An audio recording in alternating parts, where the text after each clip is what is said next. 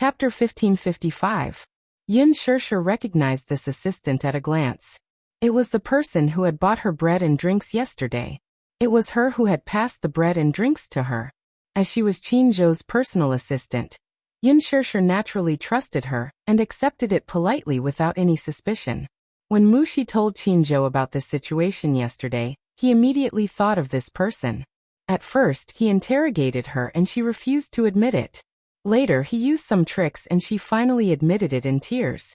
It turned out that this little assistant was Gu Xingzi's die-hard fan. The reason why she chose to become an artist's assistant and managed to get close to Qin Zhou was that she hoped to be able to get close to her idol. In the end, not long after she became his assistant, Qin Zhou terminated his contract with Gu Xingzi. After that, Qin Zhou started to take care of Yin Shishir.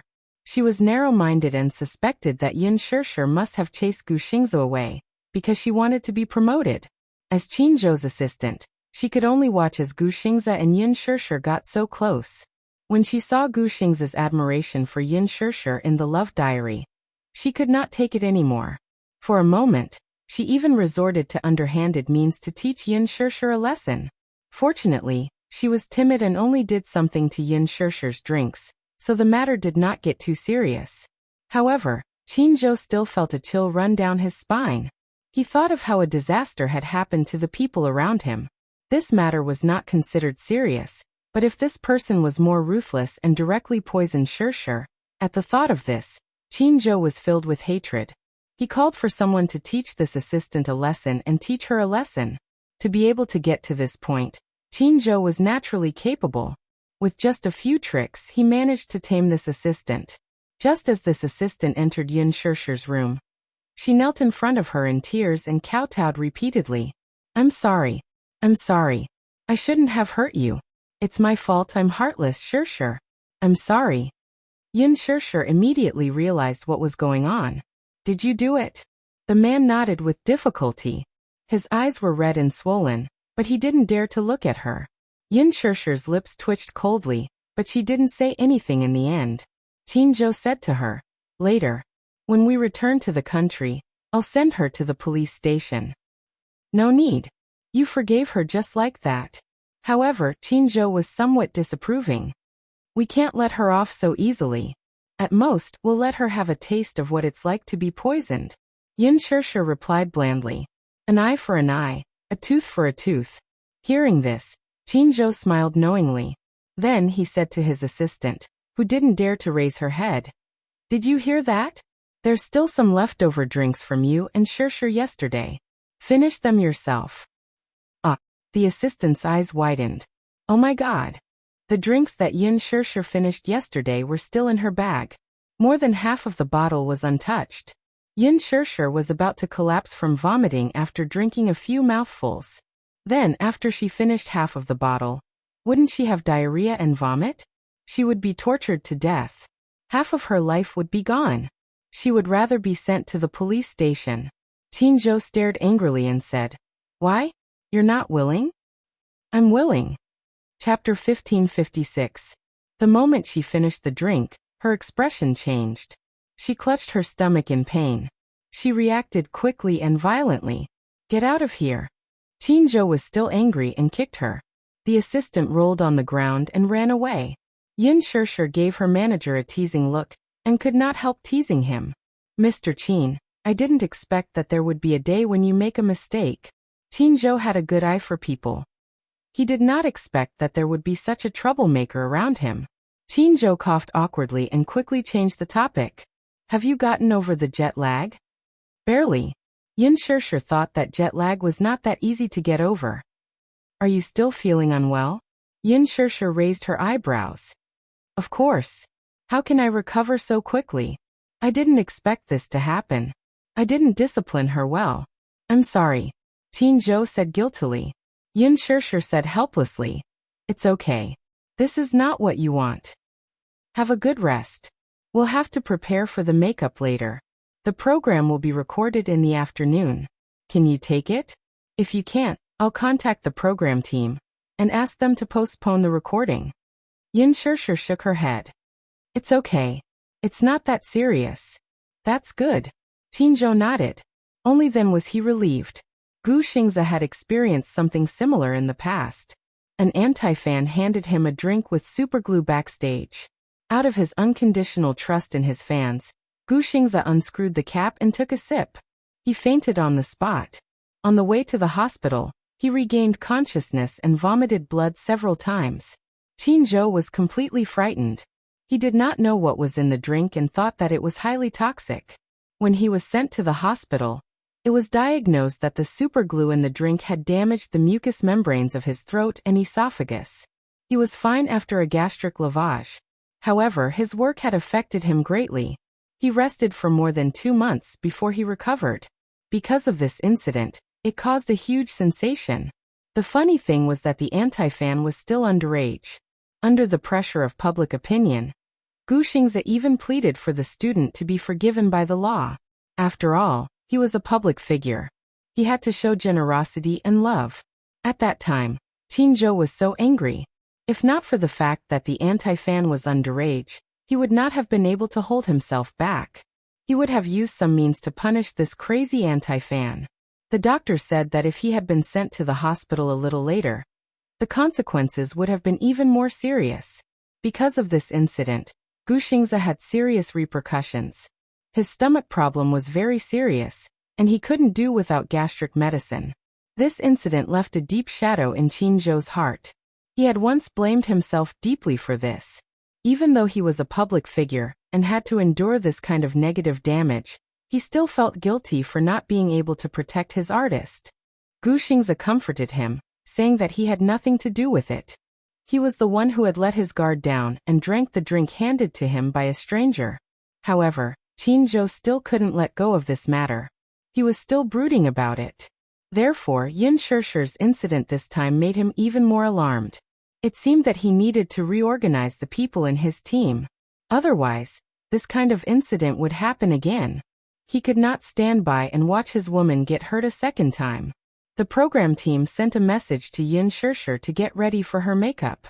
Chapter 1557. The stylist started to work on Yin Shishir's makeup for today's date. Because it was recorded in Paris, it had a romantic theme. In the first episode, Yin Shishir's stylish makeup caused a heated discussion on Weibo. Her flawless good looks made countless people become her fans. Yin Shishir's team spent a lot of money to hire a top styling team. Therefore, during this period of time, whether it was attending press conferences or opening ceremonies, Yin Shishir's stylish clothes always became a beautiful scene. For a time, she was in the limelight. Yin Shishir's facial features were very sculptural. Her facial features were deep and her eyes were exquisite. Together with her makeup, she was flawless. Her skin was very good. Therefore, she could do the makeup that many Asian actresses could not do. This time, for Louis Vuitton's endorsement blockbuster, Yin Shishir tried on a European retro look. Her deep-set eyes, seductive eyeliner, seductive gaze, and bright red lips were especially stunning. It caused an uproar in the fashion industry. Even Yin Shishir was stunned. Oh my god!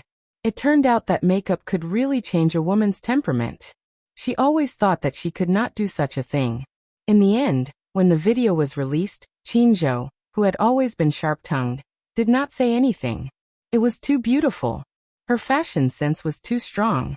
Qin Zhou could not help but think that he should start to make a bold and decisive move for her in the fashion industry. After the makeup was done, Yin Shishir edited the script and officially started to prepare for the filming. The film crew arrived and started to film. The script was designed for Yin Shishir to go on a second date with Gu Xingze in Paris. They went to the Eiffel Tower and the Louvre. Then they had a passionate conversation in the most romantic restaurant. As the world's most famous romantic city, it was also one of the world's sexiest cities.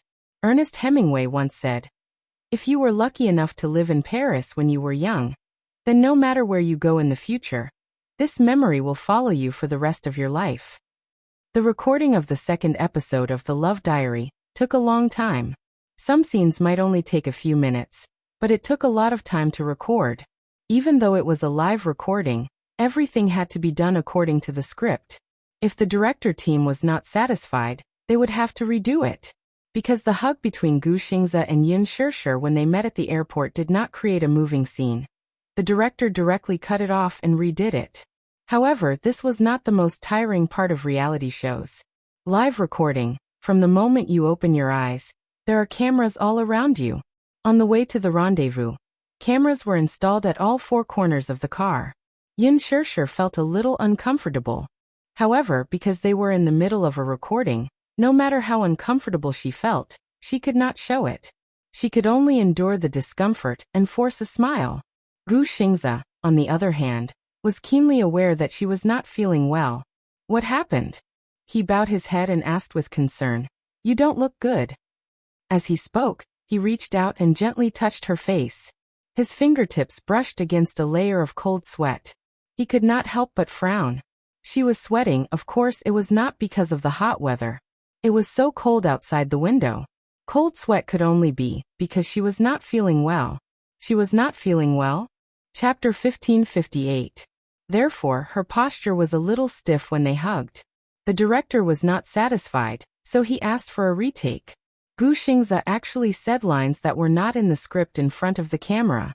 Yin Shirshir's brain suddenly stopped working. She did not know how to answer.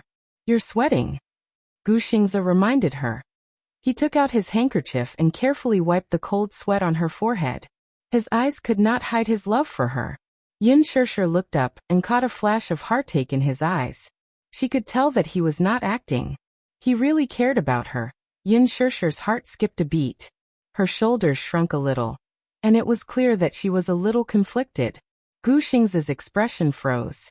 Her movements were very small. At an angle that was not easily seen by the camera, she said no to his intimacy and concern. Her body language told him that this was just a reality show. She was acting. Her subtext was telling him not to get too involved in the show. She would take it seriously. Gu Xingze felt a sharp pain in his heart. However, he saw her smile slightly and said slowly, "I just arrived in Paris not long ago. I'm still jet-lagged. Because of today's date. I was a little nervous last night. I didn't have a good rest." This was the content of the script.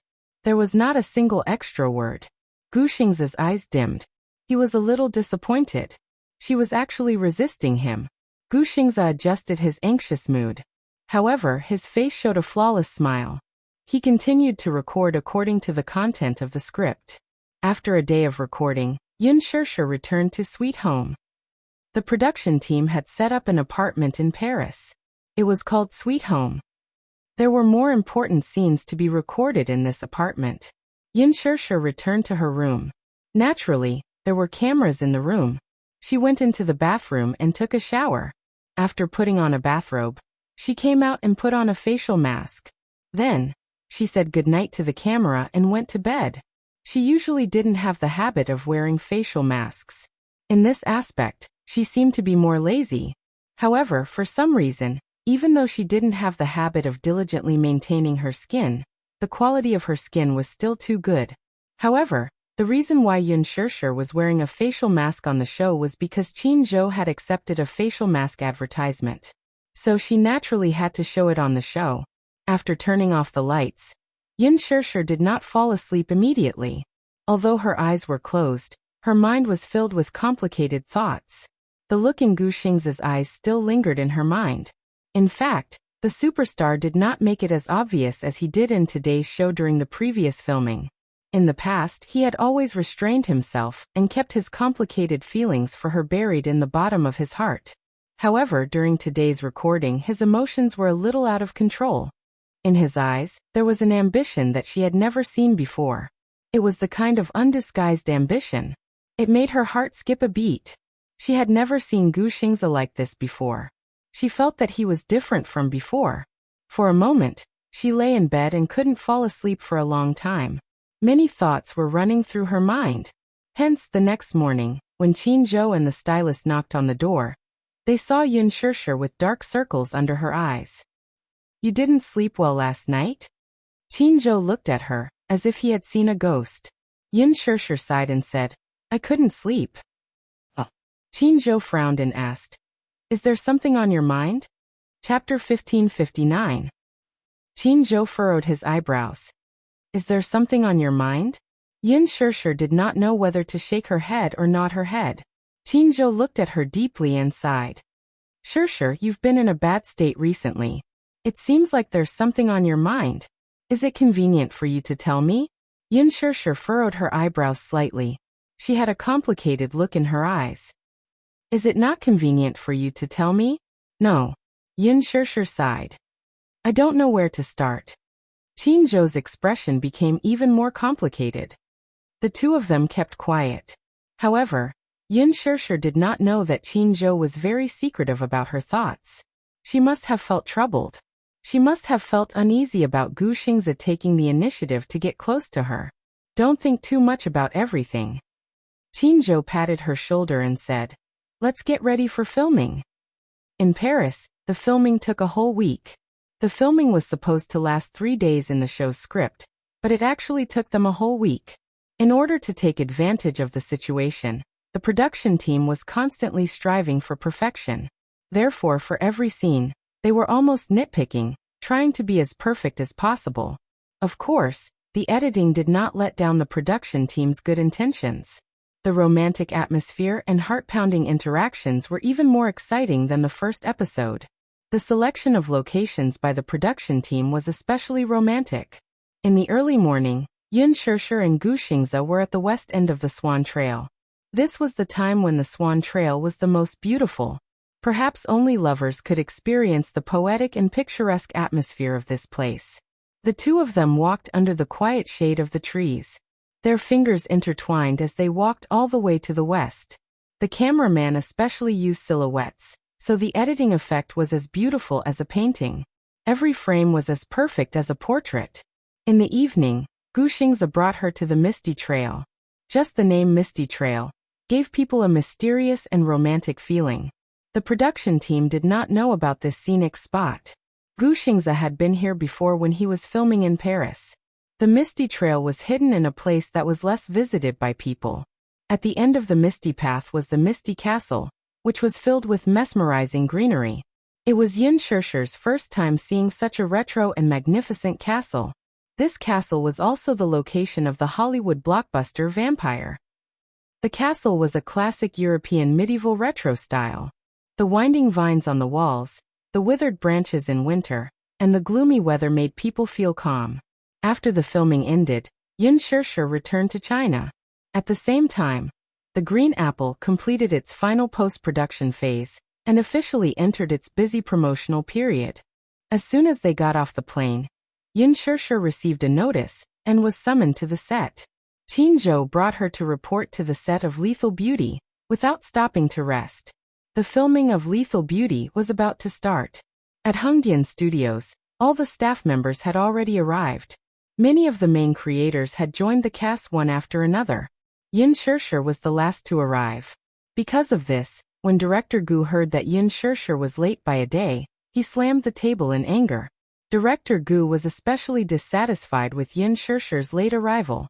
However, Qingzhou repeatedly explained that due to conflicting schedules and the delay of the filming in Paris, she joined the cast 1 day late. A newcomer who just debuted is so arrogant. According to the rules, she joined the cast yesterday and arrived late today. Does she want the whole cast to wait for her? Director Gu was furious. Even when Qingzhou personally pleaded for leniency, he did not give much face. Yin Sure braced herself and stood aside, not daring to breathe. Chapter 1560. Lin Fengtian liked her more. Moreover, Lin Fengtian had a strange temper and had high expectations when it came to filming. However, he separated work and personal life very quickly. Without the surveillance camera, he was easy to get along with. However, Director Gu was not like that. Compared to filming, he was more particular about rules. Without rules, there would be no standards. He was very rigid and liked to follow the rules. It was wrong to be late. Qingzhou explained, Director Gu Sure is not acting like a big shot. She did not deliberately make the whole crew wait for her. When The Love Diary was filming in Paris, there was a small problem, and the filming was delayed by 3 days. That was why she was delayed. Director Gu did not have the patience to listen to him. He waved his hand and said sternly in front of everyone, Qingzhou, you don't have to say more. You should know me. I like people who are focused. Filming is filming. If you're late, you're late. If you're late, you're late. Yin Shirshir is your artiste and a newcomer with good qualifications. However, it doesn't mean that I will relax my expectations of her just because we're good friends. Impossible. I treat you fairly no matter who you are. Qinzhou nodded. He could tell that there was a hidden meaning in Director Gu's words. He smiled and said, Director Gu, you're right. Shirshir may be a newcomer, but she's very humble. You can teach her as much as you want. I'm usually very strict with her. She's a simple child, but she really loves acting. You don't have to say anything. She'll definitely work hard. If she doesn't listen to you and the crew, you can just tell me. Director Gu narrowed his eyes but did not say anything. He was very satisfied. Qinzhou's words were giving him face. Actually, there were many people in the crew and their relationships were complicated. Therefore, he had to be careful about what he said, even if he was the director. Yin Shirshir was late and Qinzhou ran over to greet him. Although he was angry, he did not lose his temper. After all, they had been friends for many years. His outburst earlier was just for show. After all, the other staff members were present, and so many eyes were watching. If someone was late, he would just brush it off with a few perfunctory words. Where would his prestige come from? After all, he couldn't treat them differently, right? The other actors and crew members were present, including Lin Ji. He was the director and the most important person in the crew, so he had to show his authority. However, Qinzhou accepted it with a smile on his face, helping him smooth things over. Moreover, Director Gu liked obedient actors, and he also approved of Yin Shirshir. Now that she had established her reputation, it was time to stop while she was ahead. Therefore, after exchanging a few pleasantries with Qinzhou, he waved his hand and asked the staff to arrange a room for Yin Shirshir. After arranging the rooms, it was time to prepare the luggage. Yin Shirshir made a report and went back to get some thick clothes. After a while, the temperature would drop, and the clothes she had brought to Paris were too thin. Director Gu approved. Just as Yin Shirshir was about to head home, she received a call from Muyaja. Have you returned? Yes, I just got off the plane. Where is it? I'll pick you up. No need. Qinzhou sent me home. Chapter 1561. Unfortunately, they were only together for a short while before they were separated for a long time. She would not be able to return home for a few months while she was filming. She spent more time apart than together. Occasionally, she could apply for leave to go home, but it was only for a short while before she had to rush back to the set. In addition, during the promotional period for The Green Apple, she had to fly around the country for roadshows. She really wanted to cherish every second of her time. Muyaja sat in the car with a slight smile on his face. She was back. He wished he could descend from the sky and hug her tightly. He missed her. He could not hold back the longing in his heart. With one hand on the steering wheel, Yin Shirshir's apologetic voice came through the Bluetooth earpiece in his ear. But I went back to get some thick clothes. I'm leaving soon. Leaving? The smile on his face froze. He raised his eyebrows and looked a little angry. Where are you going again? The word again made Yin Shirshir's heart tremble slightly. Where are you going again? This question was not considered a question, but it stunned her. She missed him too after not seeing him for 7 days. It was only 7 days, but it felt like a century. When she was in Paris, she could only communicate with Muyaja through text messages. Because it was a live show, all calls were prohibited. Therefore, she could only stare at the screen and imagine him on the other end of the phone as she looked at the lifeless words on the screen. He felt the same way. He had not heard her voice for 7 or 8 days. He had held back his longing for her until today. Yesterday, she sent him a text message saying that she would be back today. When he heard the news, he felt his heart beating faster for the first time in his life. Therefore, when he arrived at the office early in the morning, even Minyu was surprised. A few days ago, when Muyaja was in the office, his face was gloomy and cold all the time. His eyes were filled with anger that he had nowhere to vent. Many of his assistants and subordinates felt especially depressed when they entered his office. They lowered their heads and did not even dare to breathe. However, this morning, they could tell that their boss was in a good mood. Even though he pretended to be calm on the surface, his heart was filled with anticipation for her return. Therefore, in the afternoon, he deliberately ended the meeting early. On his way home he heard the words, "I'm leaving soon." Where was she going?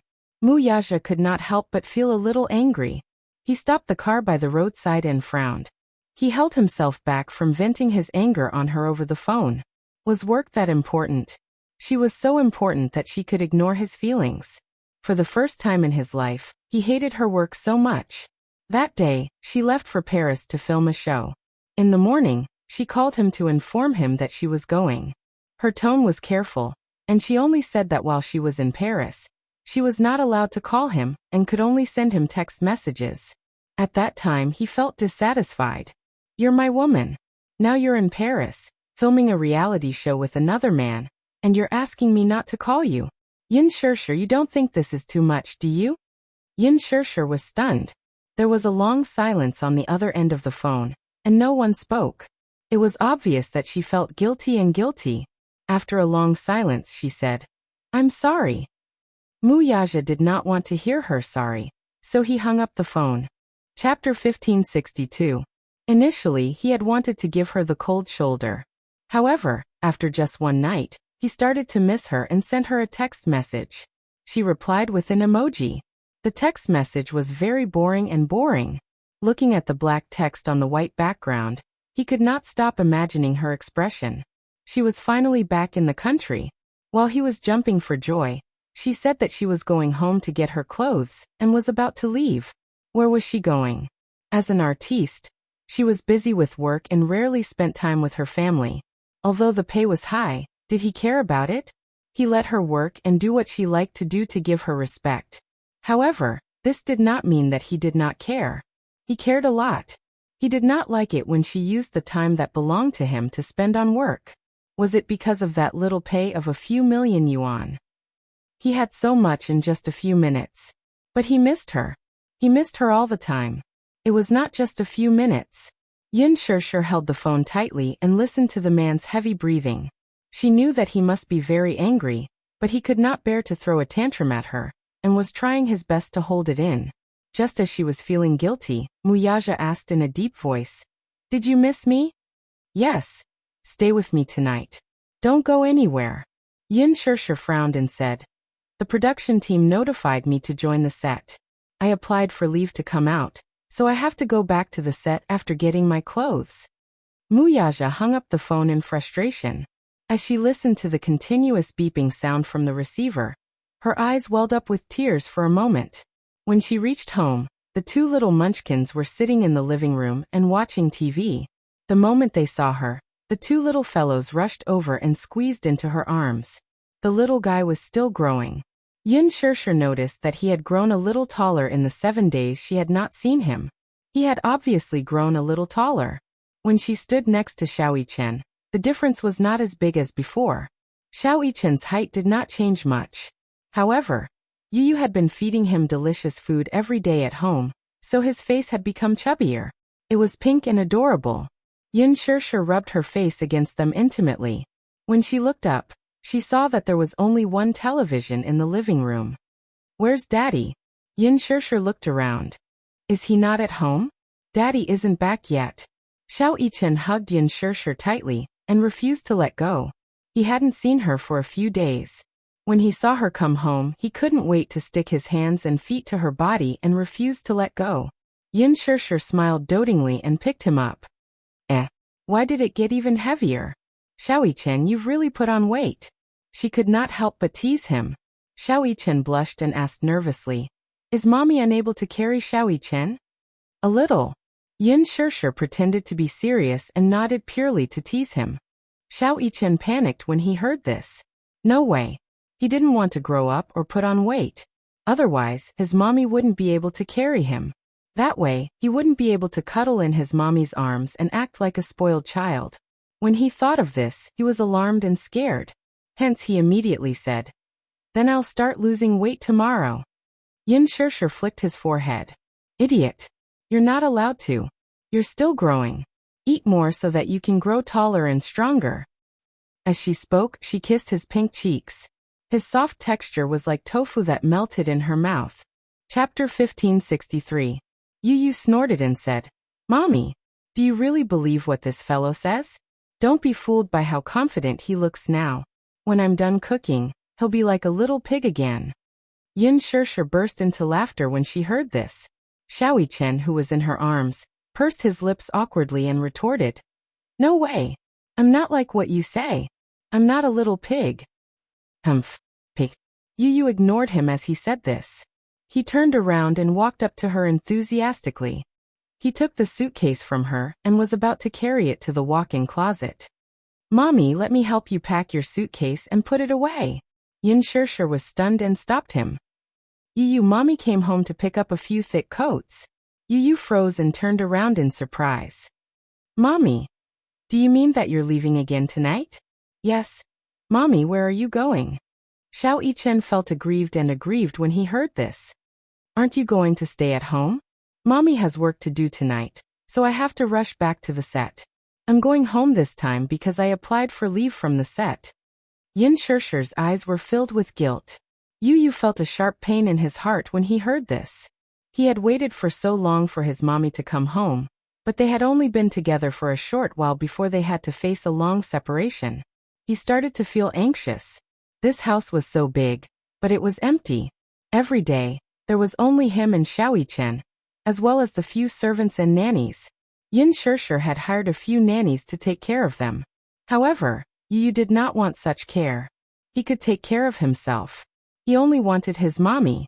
He instinctively opened his mouth and wanted to say, "Mommy, don't work anymore. I'll take care of you, okay?" However, when the words reached his throat, he didn't know how to say them. Yu took a deep breath and dropped her hands weakly. She had no choice but to drag the suitcase into the walk-in closet and take out all the clothes that Yin Shirshir had brought to Paris. Then, she took a few thick cotton-padded jackets and put them in. When Yin Shirshir carried Xiao Yichen into the walk-in closet, she saw Yu stuffing some first-aid medicine into her suitcase. Mommy's physique wasn't very good. In winter, it was easy for her to catch a cold. Therefore, in addition to warm clothes, he also put some medicine. Yu was so meticulous that she even put in the knee pads. He knew that his mommy was going to film a period drama. It was going to be winter soon. He was worried that his mommy's costume would be too thin and her knees would catch a cold. No matter how big or small, he would take care of everything for her. He was only worried that this careless and stupid mother of his would only care about filming and not take care of herself when filming. Therefore, he had to take care of everything for her sake. As Yu tidied up the suitcase, he muttered, "Can I take leave from the filming crew?" "What's wrong?" "There's a parent-teacher conference during the semester. Mommy, can you attend it?" Before Yin Shirshir could speak, Yu suddenly slapped his head and said, "How could I forget that Mommy can't attend it?" Yu lifted his head and looked at her hesitantly.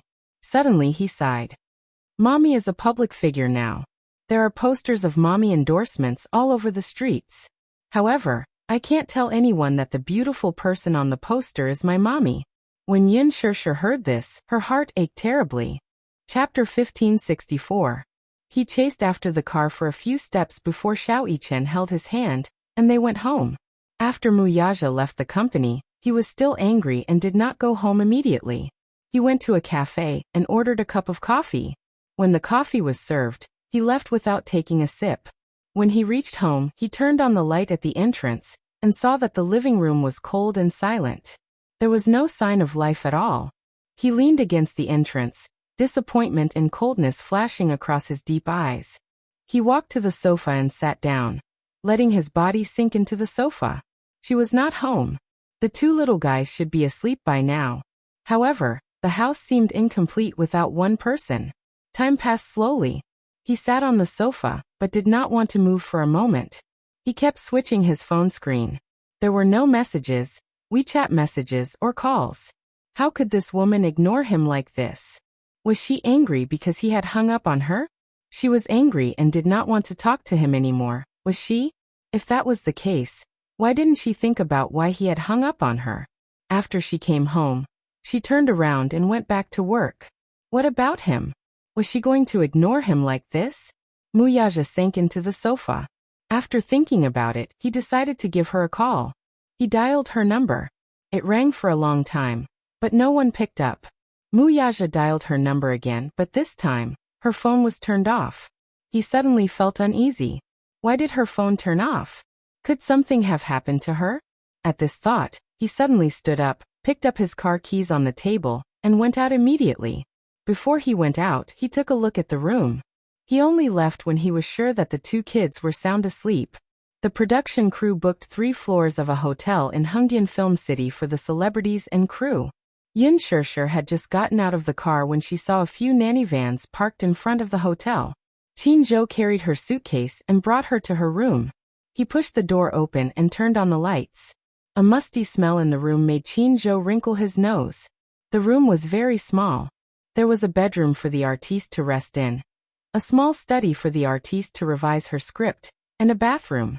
However, Qin Zhou remembered that he had told the crew that he wanted a bigger room.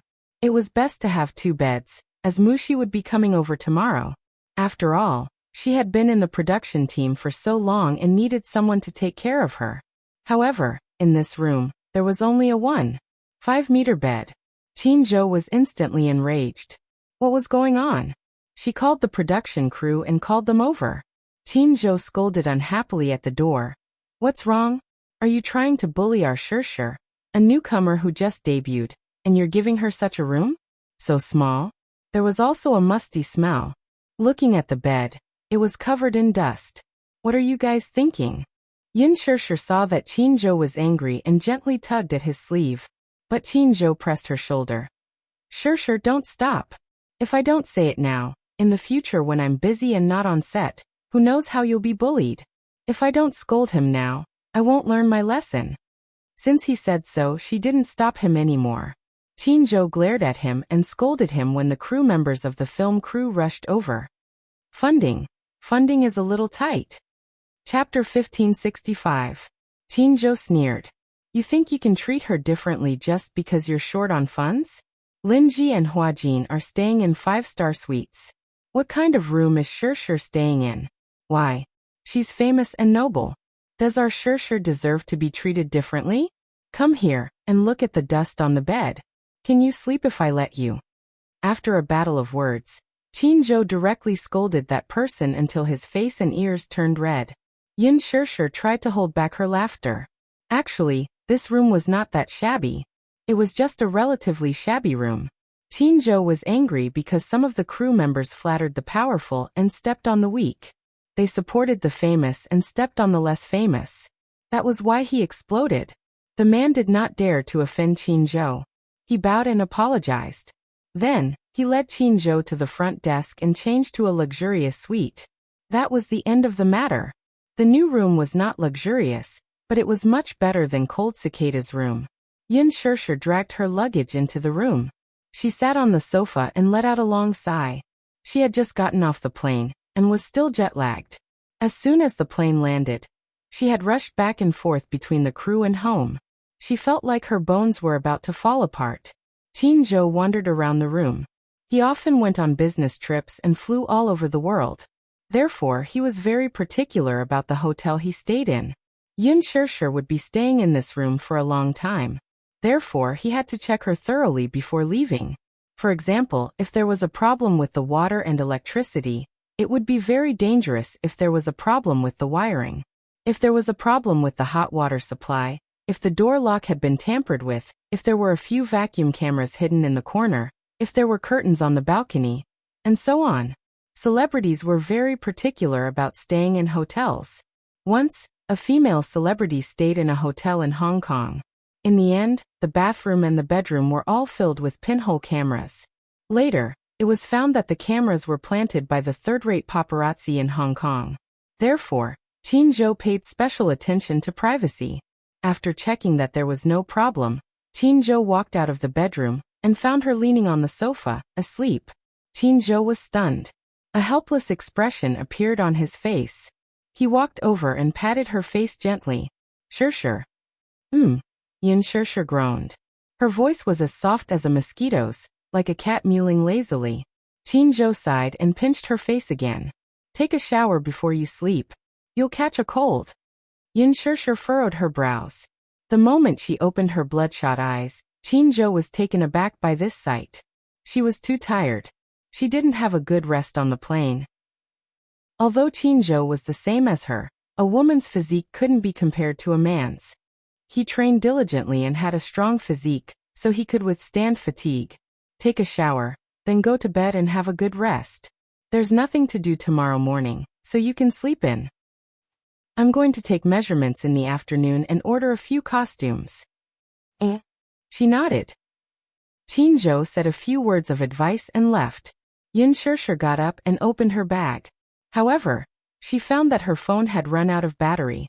She charged it and went to the bathroom to take a shower. When she came back from the shower, she found that there were a few missed calls. Chapter 1566. Yin Shirshir pondered for a moment and called back. After a few rings, the call was connected. Mu Yaja's angry voice came from the other end. Why didn't you answer the phone? My phone ran out of battery, so I switched it off. Do you know how worried I was when I couldn't contact you? Mu Yaja almost used satellite positioning to locate her whereabouts. In the end, she told him that her phone had run out of battery. It was a false alarm. It looked like he had been too concerned about her. Stopping the car by the side of the road, Mu Yaja's heart finally settled down with his phone in hand.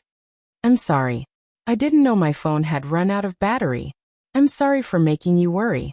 On the other end, Yin Shirshir's voice sounded guilty and weak. She sounded like a child who had done something wrong and was very careful. Mu Yaja kept quiet for a moment. He was angry, but he couldn't bear to vent it on her. Hence he suddenly said, It's okay. I was just worried that something might have happened to you. Okay, then I'm tired. I want to rest now. Yin Shirshir was really tired.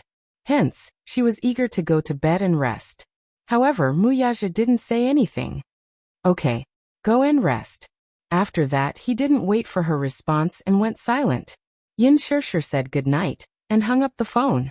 She tried her best to lift her heavy feet and threw herself onto the bed. When she covered herself with the blanket and her head hit the pillow, she fell asleep almost instantly. Mu Yaja sat in the car in a daze for a while. Then he stepped on the accelerator and drove back to Xiangti Walk. In the next few days, Yin Shirshir was so busy that she felt dizzy and disoriented. In the entertainment industry, it seemed like there was no limit to how glamorous she could be, but behind the scenes, there was a lot of bitterness. The next day, she slept until noon. Then she got up and put on makeup. In fact, she didn't have the habit of putting on makeup. However, now that she was on set, there were always reporters coming to visit her. Qinzhou requested her to put on makeup whenever she went out, and not to go out without makeup. Yin Shirshir had just finished her lunch when she was dragged by her manager to get her measurements taken for custom-made clothes. Her several sets of clothes were more complicated, and the construction period was faster, but it would still take half a month. After ordering the clothes, it was time for dance training. There were a few dance scenes in the play. Yin Shirshir had some foundation in dancing, but she needed some advanced training. The production crew hired a master dancer to train her and Lin Ji. For the next few days he was so busy that he didn't even have time to take a breather. After returning to the hotel, she took a quick shower and went to bed. As a result, she only remembered to reply to Yu's message the next morning. On this day, when Mu Yaja woke up and opened his eyes, he saw Yu lying beside his bed. She was smiling brightly and her eyes were filled with flattery. Daddy, you're awake. As she spoke, Yu blinked her eyes in an extremely flattering manner. Her long and black eyelashes fluttered, looking especially beautiful. Mu Yaja was taken aback. Daddy, did you have a good sleep last night? The little guy kept flattering and asking about his well-being. Mu Yaja stared at him. Then he said in a deep and hoarse voice, It's not good to offer a treasure for no reason. Daddy, you're wrong. I can't rape you, nor can I steal from you. However, there is indeed something that I need to discuss with you. Chapter 1567. Mu Yaja raised an eyebrow when he saw how serious he was, as if he had something important to discuss with him. What is it? Daddy, it's like this. With that, he snuggled into his father's blanket and lay on his chest with a grin. Cupping his cheeks, he fawningly gave him 2 kisses before asking with smiling eyes, My dear daddy, are you free today? No. Wu, Yu frowned when she heard that. Can't I apply for leave? Mu Yaja pondered for a moment. You can, but it depends on what it is. Oh. He couldn't help but pinch Yu's rosy cheeks and raised an eyebrow. Don't keep me in suspense. Just tell me, what's the matter?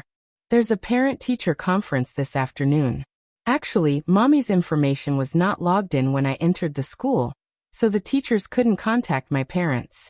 This time, at least one of my parents has to attend the parent-teacher conference. You can't go? Yu said worriedly. Actually, I also feel that the parent-teacher conference is just a formality. There's no need to go. In the past, before Mommy entered the entertainment industry, she always attended every parent-teacher conference. But now her identity is special and she can't show up. So I can only ask Daddy for help. Okay. Okay. Muyaja agreed. What time in the afternoon? Yu immediately replied happily. 2 in the afternoon. Okay. I'll be there in the afternoon. Okay. I'll wait for you at the school. Do you know the school's address? Yes. Moi. Daddy is so obedient. Yu was satisfied and kissed him again. She was in a good mood. But can you promise me something when you go to the parent-teacher conference? What is it? Yu winked and said, keep a low profile. Muyaja was amused. How do you want Daddy to keep a low profile? At the very least, don't be too ostentatious. Don't drive those luxurious cars here. I don't want the teachers in the school to think that I'm a rich second generation. Muyaja was amused. Isn't that so? Even if he was, he didn't want others to gossip about him. It's so annoying. With that, Yu smiled and said, Daddy, rest for a while more. I'm going to make breakfast. I'll wake you up at 8 o'clock. Where's Xiaoyichen? Morning jog. He and Xiaoyichen woke up early every day. Xiaoyichen was in charge of walking the dog, while he was in charge of breakfast. The division of labor was clear. When Muyaja woke up, the 2 little guys had already been picked up and sent to school. Today is Friday. It had been 7 days since Yin Shishir joined the cast. Another 7 days passed. In total, it seemed like he hadn't seen her for half a month. Every day when he slept alone on the big bed, he felt that half of his arms were empty. He couldn't get used to it. Once he got used to the warmth of a person, he couldn't get used to the coldness of sleeping alone. When he met her, he didn't feel that it was lonely and cold to sleep alone. However, every time he returned home, he would look at the dark room and the empty big bed. He felt that the room was dark and oppressive. He resisted the urge to call her, but she didn't send him a message either. Was she that busy? Chapter 1568. Minyu heard from the film crew that she had been practicing her dance diligently. Apparently, she spent most of her time in the practice room. So busy. He sighed in his heart. Then he sneered and felt a chill in his heart. In a fit of pique, he told himself that he had to give this ignorant woman the cold shoulder. He wanted her to have a taste of what it felt like to be ignored. The parent-teacher conference was originally scheduled for 2 in the afternoon. Muyaja calculated the time and decided to deal with everything in the morning. If he could, he would move the meeting forward. If he couldn't, he would postpone it to the next day. He took Yu's words to heart.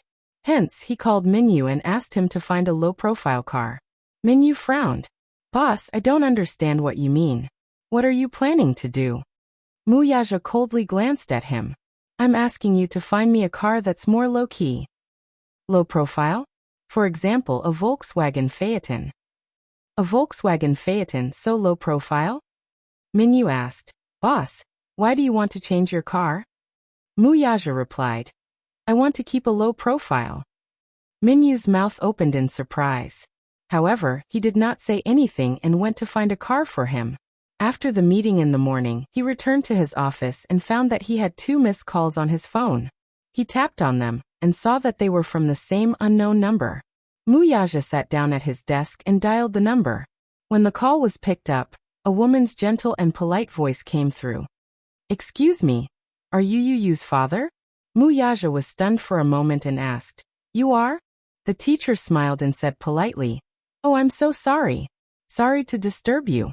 I'm the Dean of Education at Yu's school. My surname is Yuan. Is it convenient for you to come to the school now? Muyaja frowned and raised his wrist to look at the time. It was only 10 in the morning. He could not help but feel suspicious. Isn't the parent-teacher conference at 2 in the afternoon? No, it has nothing to do with the parent-teacher conference. Is it convenient for you to come over now? Yu is in a bit of a situation and needs you to come over and take care of it. The teacher's voice was extremely polite. Through the phone, she could feel Muyaja's imposing aura. Due to his imposing manner, she didn't dare to say it out loud for fear of angering him. Muyaja looked at the time again. Since the teacher called to say that there was an urgent matter for him to deal with, he naturally couldn't ignore it. Even though there was still a video conference coming up, it had to be put aside. Muyaja said, "Good. I'll be right there." "Good. I'll wait for you at the academic affairs office." Muyaja hung up the phone and got up. He picked up his coat from the hanger and put it on. Just as he opened the door, he bumped into Minyu. He was holding a few proposals and documents from the conference. He had already organized them and was about to go to the conference. However, when he looked up, he saw Muyaja ready to go. He was a little surprised. "Boss, aren't you hot wearing so much? The heater is on in the conference room." Muyaja said decisively, "I'm going out. Postpone the conference until I come back." Chapter 1569. Minyu anxiously said, "If there's an emergency, leave it to me." Muyaja gave him a side glance. "Are you going to attend my son's parents' meeting?" Minyu. "I dare not." Muyaja snorted. "Then hurry up and postpone the meeting." Minyu rushed over at once. F*ck. So it's the little master's parents' meeting? He mistakenly thought that Xiao Yichen had caused trouble in school again. In fact, Muyaja usually did not attend any parent-teacher conferences or parent-teacher conferences that Little Yichen's school had invited. Muyaja had always been absent from Xiao Yichen's parent-teacher meetings. Hence, in a sense, Yu's parent-teacher meetings were Muyaja's first parent-teacher meetings in his life. When Muyaja arrived at the school, the main gate was closed. It was the 4th period of the morning. He parked his car in the parking lot and entered the school. When he reached the administrative office, he could hear the commotion coming from inside, even from outside the door. Among the noisy crowd, only a middle-aged woman's voice was particularly sharp and piercing. "Where are Yun Tianyo's parents? Haven't they arrived yet? Didn't they say that they'll be here soon? If I have to say, this child's parents have no sense of responsibility at all. Their child bullied a classmate in school and caused trouble, yet as his parents, they're still not here to settle the matter. How infuriating." A gentle voice hurriedly consoled her. "Madam Lin, please calm down." "Director Wu, you're still telling me to calm down? How can I calm down? How can I be calm? If your child is beaten up like this, can you still be so calm? Look at my son's forehead. It's bleeding profusely. I wonder if it'll leave a scar in the future. This is too much. A 7-year-old child is bullying in school at such a young age? If he's like this now, what will happen when he grows up?" Yin Tianyu looked refined and polite on the surface, but who would have thought that he would do such a thing? "In my opinion, when he grows up, he will definitely be the scum of society." The teacher's voice was slightly dignified.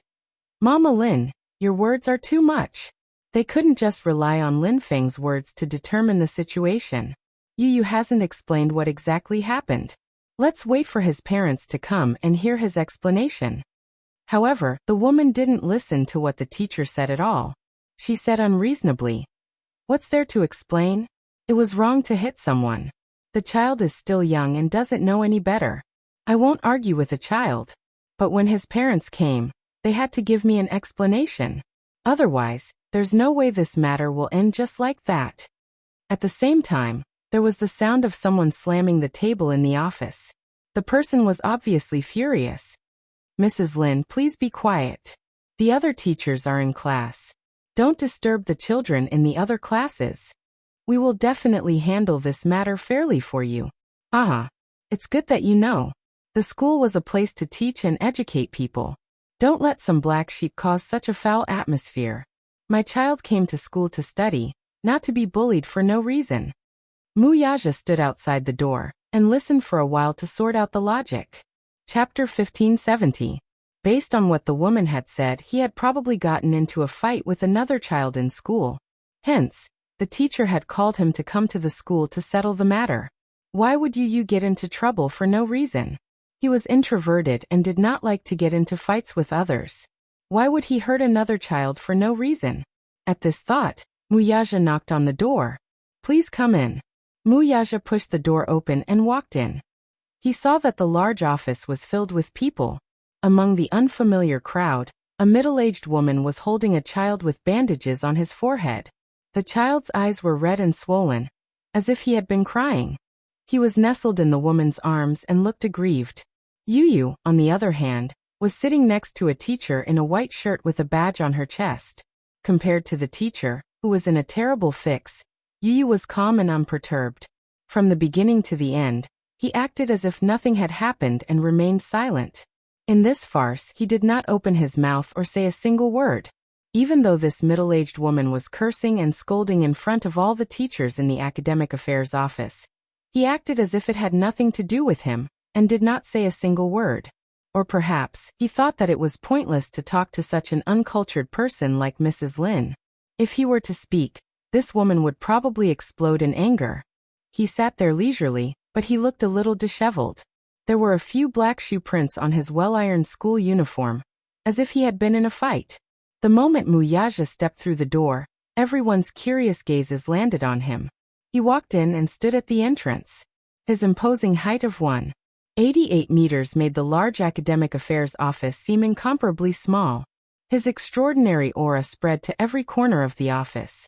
Even the middle-aged woman could not help but be stunned when she saw him. Before Muyaja entered the office, Lin Feng's mother had a lot of imaginations about Yu's guardian. However, she had not expected this man to be so young and shockingly handsome. Too young. Too handsome.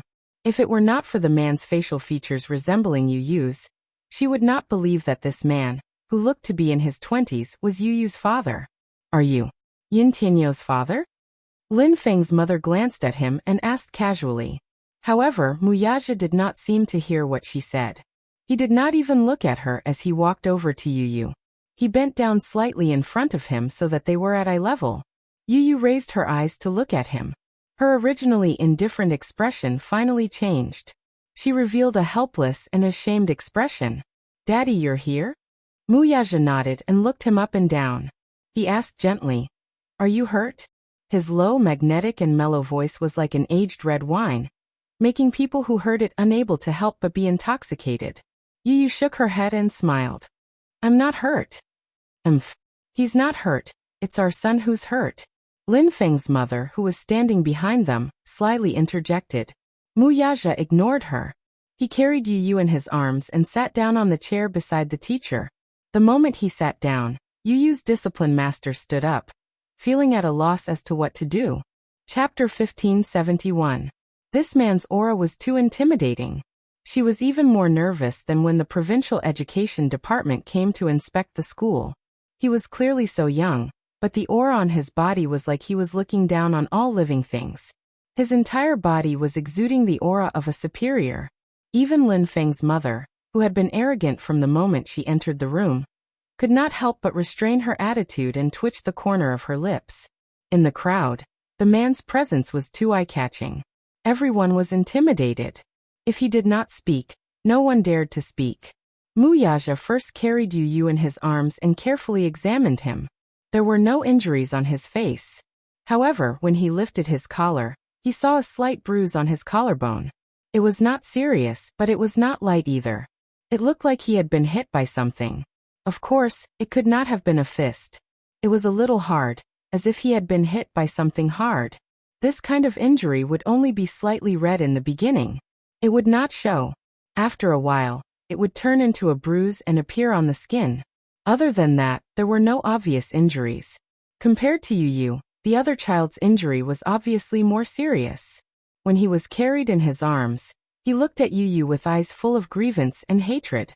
It was obvious that these two children had been through an unfriendly war. However, in this war, Yu was obviously the one who had the upper hand. In the past, he had a weak body and would have been at a disadvantage if he fought with other children. However, during this period of time, he had learned some defensive skills from Xiaoyi Chen. To Xiaoyi Chen, what he had taught him was just the basics. However, for a child of his age, this kind of skill was incomparably terrifying. Yu Yu was in a daze as he allowed Muyaja to examine him carefully. A strange warmth arose from the bottom of his heart. He had not expected this man to suddenly appear in the school. After this incident, the Dean of Academic Affairs had asked him for his parents' number to contact the parents to come to the school. The first thing he had done was give him Li Hanlin's number. However, Li Hanlin had been exposed when he called him.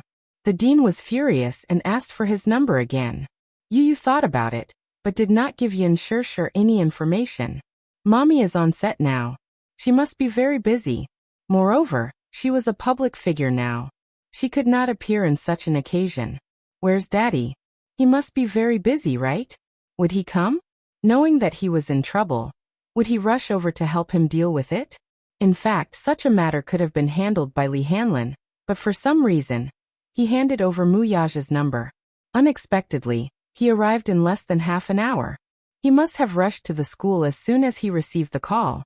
Yu Yu's heart warmed and she couldn't help but snuggle into his embrace. For the first time in his life, he felt that he had someone to rely on.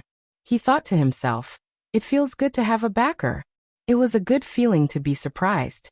After Muyaja finished checking, he felt relieved. Yu Yu was not injured, which was the best result. As for what exactly had happened, he was not too concerned. He only knew that he should trust his son. He understood Yu Yu's character. He would not have any conflict with a child of his age. Chapter 1572. In Yu Yu's heart, these children were innocent and immature, so he always gave in to them. However, this did not mean that he would not ask about it. Muyaja asked, Yu Yu, what's the matter? Explain it to me. Without waiting for Yu Yu to speak, the woman at the side nagged. What else can it be? You're Yin Tianyo's father, right? Your son injured my son. Let's see how you're going to explain this to my family. Give me an explanation. Muyaja raised a brow in displeasure and raised his head. His eyes, however, instantly turned cold and frosty. It's not polite to interrupt, is it? The woman said unhappily. Didn't you want to ask what's going on? Let me tell you then. I'm asking my son, not you. Muyaja looked at her expressionlessly. His cold and sharp eyes were as sharp as ice blades. So don't interrupt. You. The woman widened her eyes in anger and looked at him in disbelief. She then said to the discipline master, Teacher. Look at him. This person. He's so rude.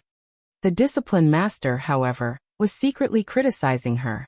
Who's the rude one here? Yu Yu's father had always been calm. From the moment he entered the room, he gave off an elegant demeanor. Lin Feng's mother, on the other hand, gave off a rude vibe. However, in front of so many people, he could only keep his words to himself. The discipline master could only swallow his anger and say, Lin Feng's mother, please calm down. Yu Yu hasn't said a word since the beginning. Why don't you let him tell us what happened? Everyone is here. You should at least respect the child. Yu Yu has the right to speak, too. The woman's red lips curled in disdain as she muttered under her breath. He did something wrong. What respect is there for him? Her voice was soft, but Muyaja still heard it. He looked at her abruptly. His eyes were as piercing as icicles. The woman felt as if she was being pricked by needles, and her hair stood on end. She glanced at Muyaja, only to see his frighteningly cold face. She shuddered in fear, and did not dare to act rashly for a moment.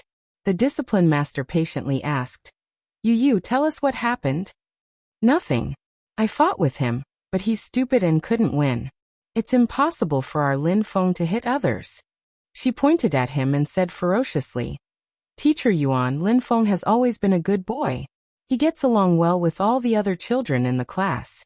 He loves each other. He loves each other. Look at him, at such a young age, As soon as she finished speaking, Lin Feng, who was in her arms, burst into tears again. He was really good at acting. Yu Yu raised a brow but did not explain further. Instead, his lips curled into a sinister smile.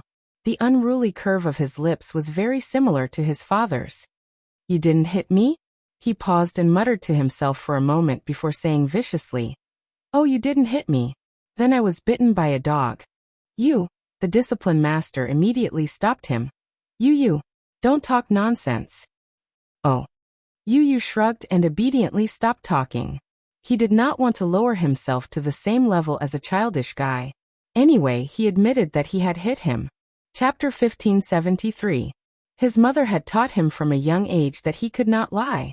At the same time, as a man, he had to bear the consequences of his actions. He had to be responsible and responsible.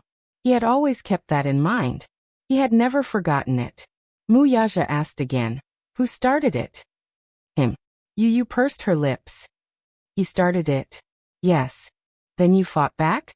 Yu Yu said truthfully, "Yes, he started it. He hit me with a pencil case. I was in pain, so I fought back." "So you injured him?" Muyaja's gaze was deep. Yu Yu stuck her tongue out and nodded. She did not forget to explain seriously, "Daddy, it was legitimate self-defense." The man immediately raised his head and saw Mrs. Lin flatly deny. "Our Feng Feng didn't start it. It's clearly your son who started it. He doesn't admit it and even hit back. He's slandering us." After saying that, she rubbed the child's cheeks with heartache. Even though the child's forehead was bandaged, blood was still seeping out. It was a tragic scene. "Sigh, my baby Feng Feng has never been wronged like this since he was young. I don't know if this injury will heal or not. Will it leave a scar? It's on his face." Teacher Yuan said, "Mrs. Lin, the injury on Lin Feng's forehead is not serious. Maybe it will heal in a few days. It probably won't leave a scar. The wound is quite shallow. Let's not make it so embarrassing. Harmony is the most important thing, right?" "Harmony is the most important thing." Mrs. Lin frowned. "Teacher Yuan, it's easy for you to say that. Harmony is the most important thing. You say that the wound is shallow? Oh, it's not serious. It's not serious because it's not serious? So we're just going to let it go." "Fine. If you're going to let it go, call his son over and beat him up for our Feng Feng. Let's just let it go." When Teacher Yuan heard that, her expression froze. This Mrs. Lin was too much. How could she say that? It was just a child. How could she make things difficult for a child? "Hit my son?" When Muyaja heard this, he laughed coldly. "I'd like to see who dares to touch a single strand of my son's hair." His words were not harsh, and his voice was not loud. He had a smile on his face, but he was imposing without being angry. When these words came out, everyone who heard them felt their scalps go numb. Their children don't know their manners, but their parents don't know either? Yu Yu said, "Daddy, don't lower yourself to their level." There are so many pairs of eyes in the class who made the first move. What's there to quibble about? Lin Feng attacked first. I let him have his way at first, but he became more and more aggressive, so I had to fight back. In the end, he made the first move, but in the end he still couldn't beat me. How promising. Frightened by his words, the teacher hurriedly stopped him. Yu, don't talk so much. She had always known that Yin Tianyu was a mature child who surpassed his peers. He was responsible and humorous. Although he was not the oldest in the class in terms of age, the other children treated him as a big brother. Therefore, she had a good impression of him from the bottom of her heart. Alas, Lin Feng's mother was not easy to get along with. She knew Mrs. Lin better. She was extreme mean, and had an unforgiving tongue. Her words were especially tricky. Chapter 1574. It was said that he was a judge in the city's supervision department, and had a lot of power. Therefore, Teacher Yuan didn't want Yu Yu to offend such a powerful family. She had a good impression of Yu Yu. Yu Yu didn't buy it. "Teacher Yuan, didn't you say that you would handle this fairly?" "I was just telling the truth." "Teacher, do you believe me?" Of course she believed him. Teacher Yuan had a complicated expression.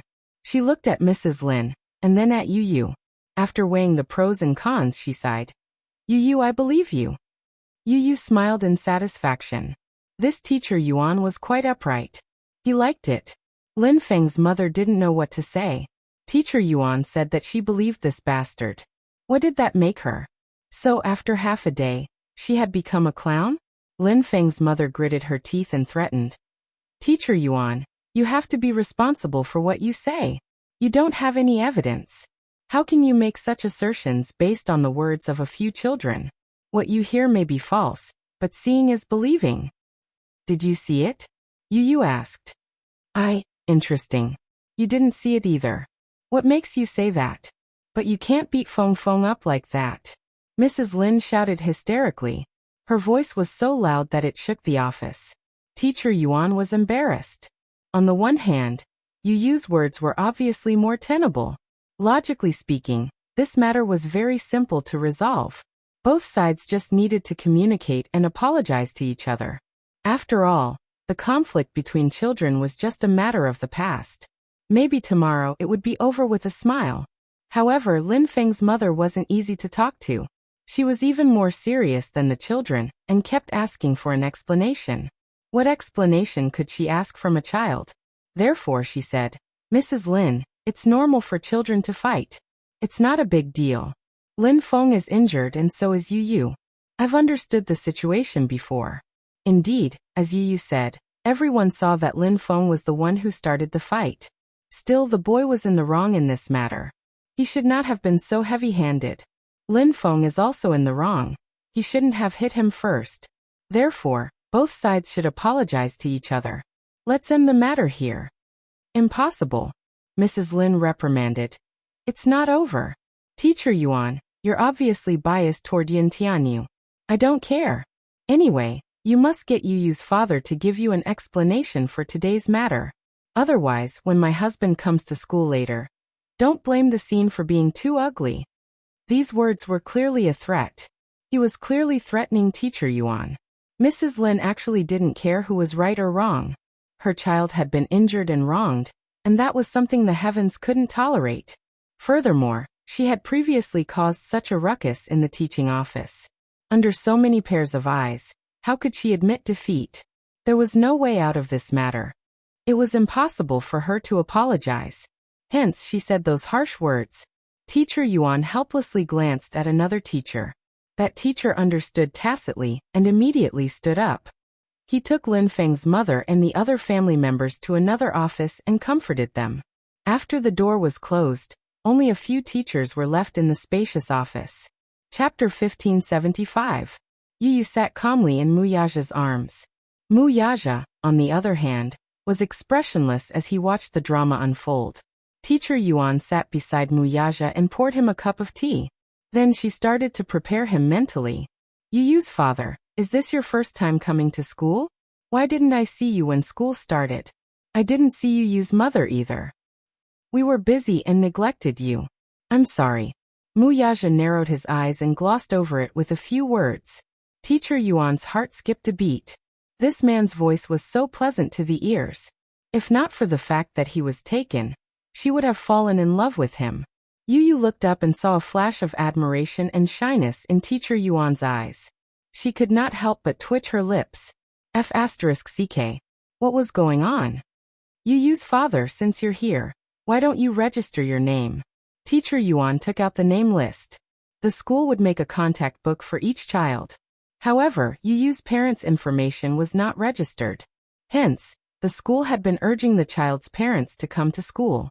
In fact, Li Hanlin had come to school when school started. However, because the information did not match, the name list was cleared. Mu Yaja held a pen and scribbled on the name list. Finally, he signed his name. Teacher Yuan glanced at it and was shocked. Your surname is Mu? Yes. She was a little surprised and said, Oh, so Yu Yu doesn't follow your surname? Mu Yaja looked up disapprovingly and asked, Does it matter whose surname he follows? Teacher Yuan was speechless. She exchanged a few pleasantries and said, Of course it doesn't matter whose surname he follows. His mother is busy. If there's anything in the future, you can contact me directly. Okay.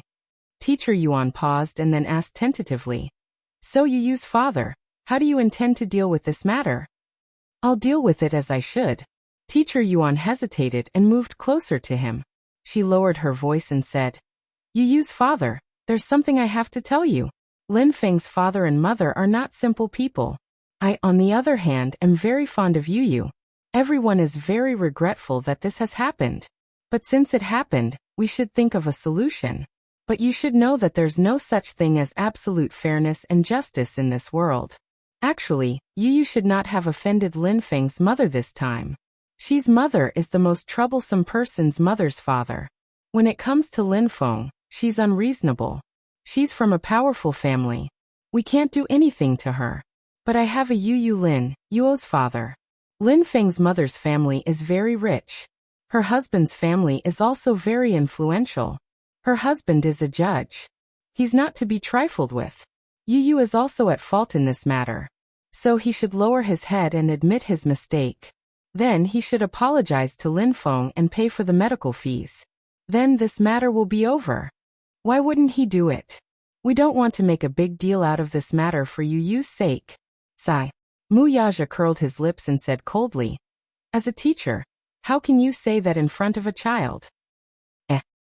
Chapter 1576. Mu Yaja said calmly. He paused and raised his head. His voice was cold and soft. "Is that what you mean?"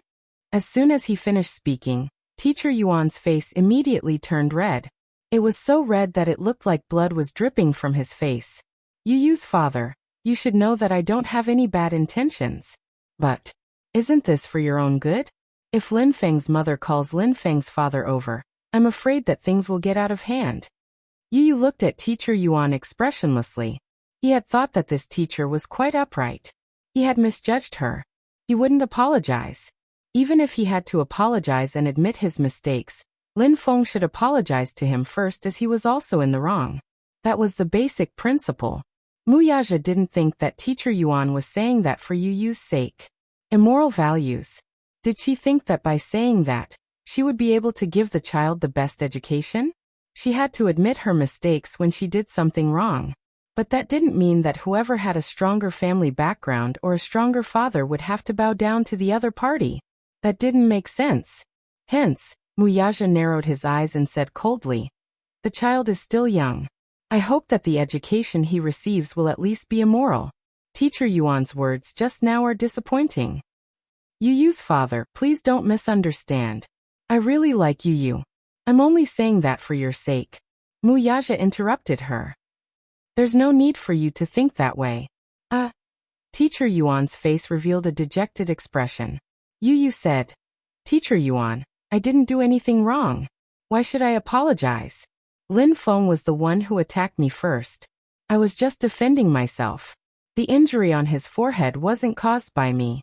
So why should I apologize?" Yu. Teacher Yuan was helpless.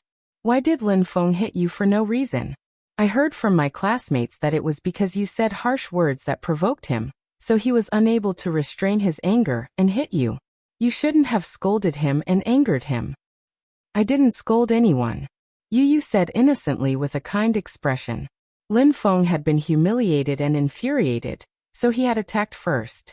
At this point, Mu Yaja focused on the main point. "Why did you have a conflict?" Yu suddenly pursed her lips and stopped talking. "There can't be a conflict for no reason." Mu Yaja hugged his son's shoulders and said patiently, "Tell Daddy, What is the reason?" "All right. I'll tell you." Helplessly sucking in a deep breath of cold air, he answered, "That's because he insulted me and Mommy." The reason why Yu had insulted him was because Lin Feng had spoken rudely first. Yu and Lin Feng were in the same class when they were in kindergarten. At that time, Lin Feng and Yu didn't like each other. Everyone in the class, regardless of gender, liked to play with Yu. They stuck to him and said, "Yu long and Yu short" all the time. However, no one was willing to play with him. Lin Feng was used to being spoiled at home. Therefore, he was arrogant and had a strong physique. Many children stayed away from him. Chapter 1577. Yu could not gain any advantage over the tall and burly Lin Feng. At that time, the kindergarten teachers knew very well that they could not afford to offend Lin Feng's parents. In comparison, Yu was much easier to bully. After all, who would look up to a single-parent family? Everyone saw the mother and son pair as small fries. Who would be willing to offend someone whom they could not afford to offend for Yu? The neighbors in the neighborhood mocked and ridiculed Yun Shirshir, not to mention the snobbish teachers in the kindergarten. Because Lin Feng wasn't an ordinary child, the teachers didn't dare neglect him. Regarding this matter, they dealt with it as if it was a small matter, and a small matter was nothing. Yu felt extremely aggrieved, but he could not say anything. After he got injured, he did not dare to say anything to Yun Shirshir. Even when he took a bath and treated his wound, he did it secretly. Firstly, he was worried that his mother would be sad if she saw it. Secondly, he was afraid that his mother would find him in school. Lin Feng's family background was special. At that time, their family background was average and could not be compared to his. It was also from then on that Yu made up his mind to become stronger and let his mother live a happy life in this world where the strong preyed on the weak. That was what he thought, and he did it. Now, not to mention his father, even with his own strength, he did not need to be wary of Lin Feng's family background. Teacher Yuan, on the other hand, had good intentions. She was afraid that Lin Feng's parents would not let this matter go and continue to pester them. She tried every possible way to turn this matter into a small matter, which would make it easier for her. In the end, it was Mu Yaja who gave her the cold shoulder. Feeling aggrieved, she pursed her lips with an ugly expression. How did he insult you and mommy?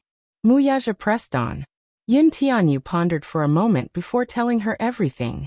It turned out that Lin Feng's mother had known Yin Shishir since they were in kindergarten. The two had gotten into an argument during the parent-teacher meeting because in front of Yin Shishir, Lin Feng had said to Yu, "You're a vile spawn with a mother but no father." For Lin Feng to say such words, it wasn't a bad thing. What could a child understand? Lin Feng had probably been taught to say such things by his parents. Lin Feng's mother knew that Yu grew up in a single-parent family. He only had a mother and no father.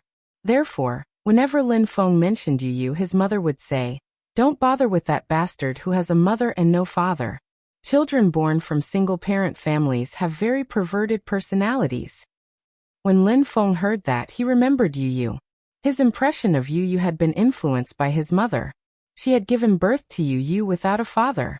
Yu immediately scolded. "Humph. She's better than that old hag of yours."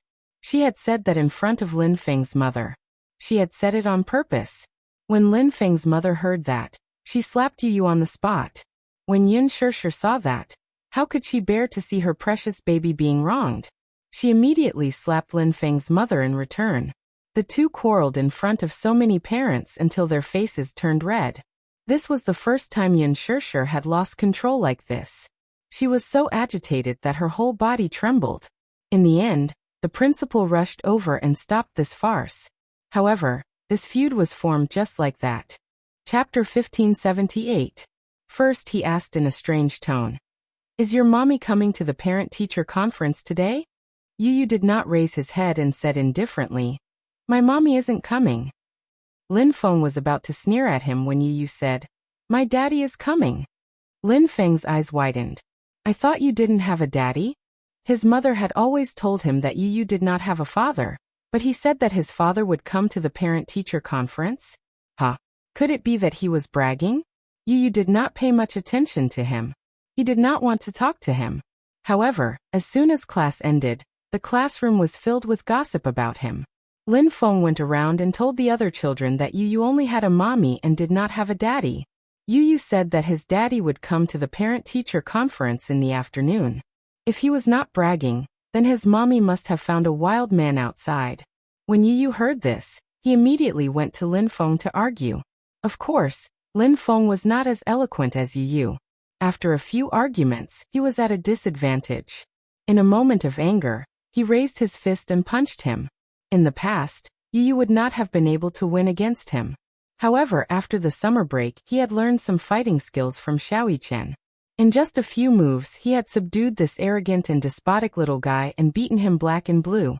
Even though he was also injured, it wasn't as bad as Lin Feng's. Lin Feng cried and threw a tantrum.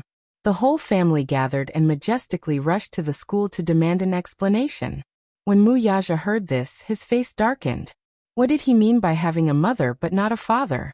Mu Yaja did not dare to imagine how Yin Shishir and Yu had spent the past 7 years. Could it be that this kind of vile mockery had accompanied Yu throughout his childhood? At the thought of this, Mu Yaja's heart ached. Such unbearable words actually came from the mouth of a 7-year-old child. It was hard to imagine how low this child's upbringing was.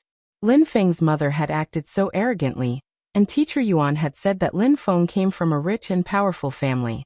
How could he raise such a rude child? He was an adult, so naturally he couldn't argue with an ignorant child. For a child to have such a good upbringing, It was all because of the parents' education. Hearing this, Muyaja let out a cold snort.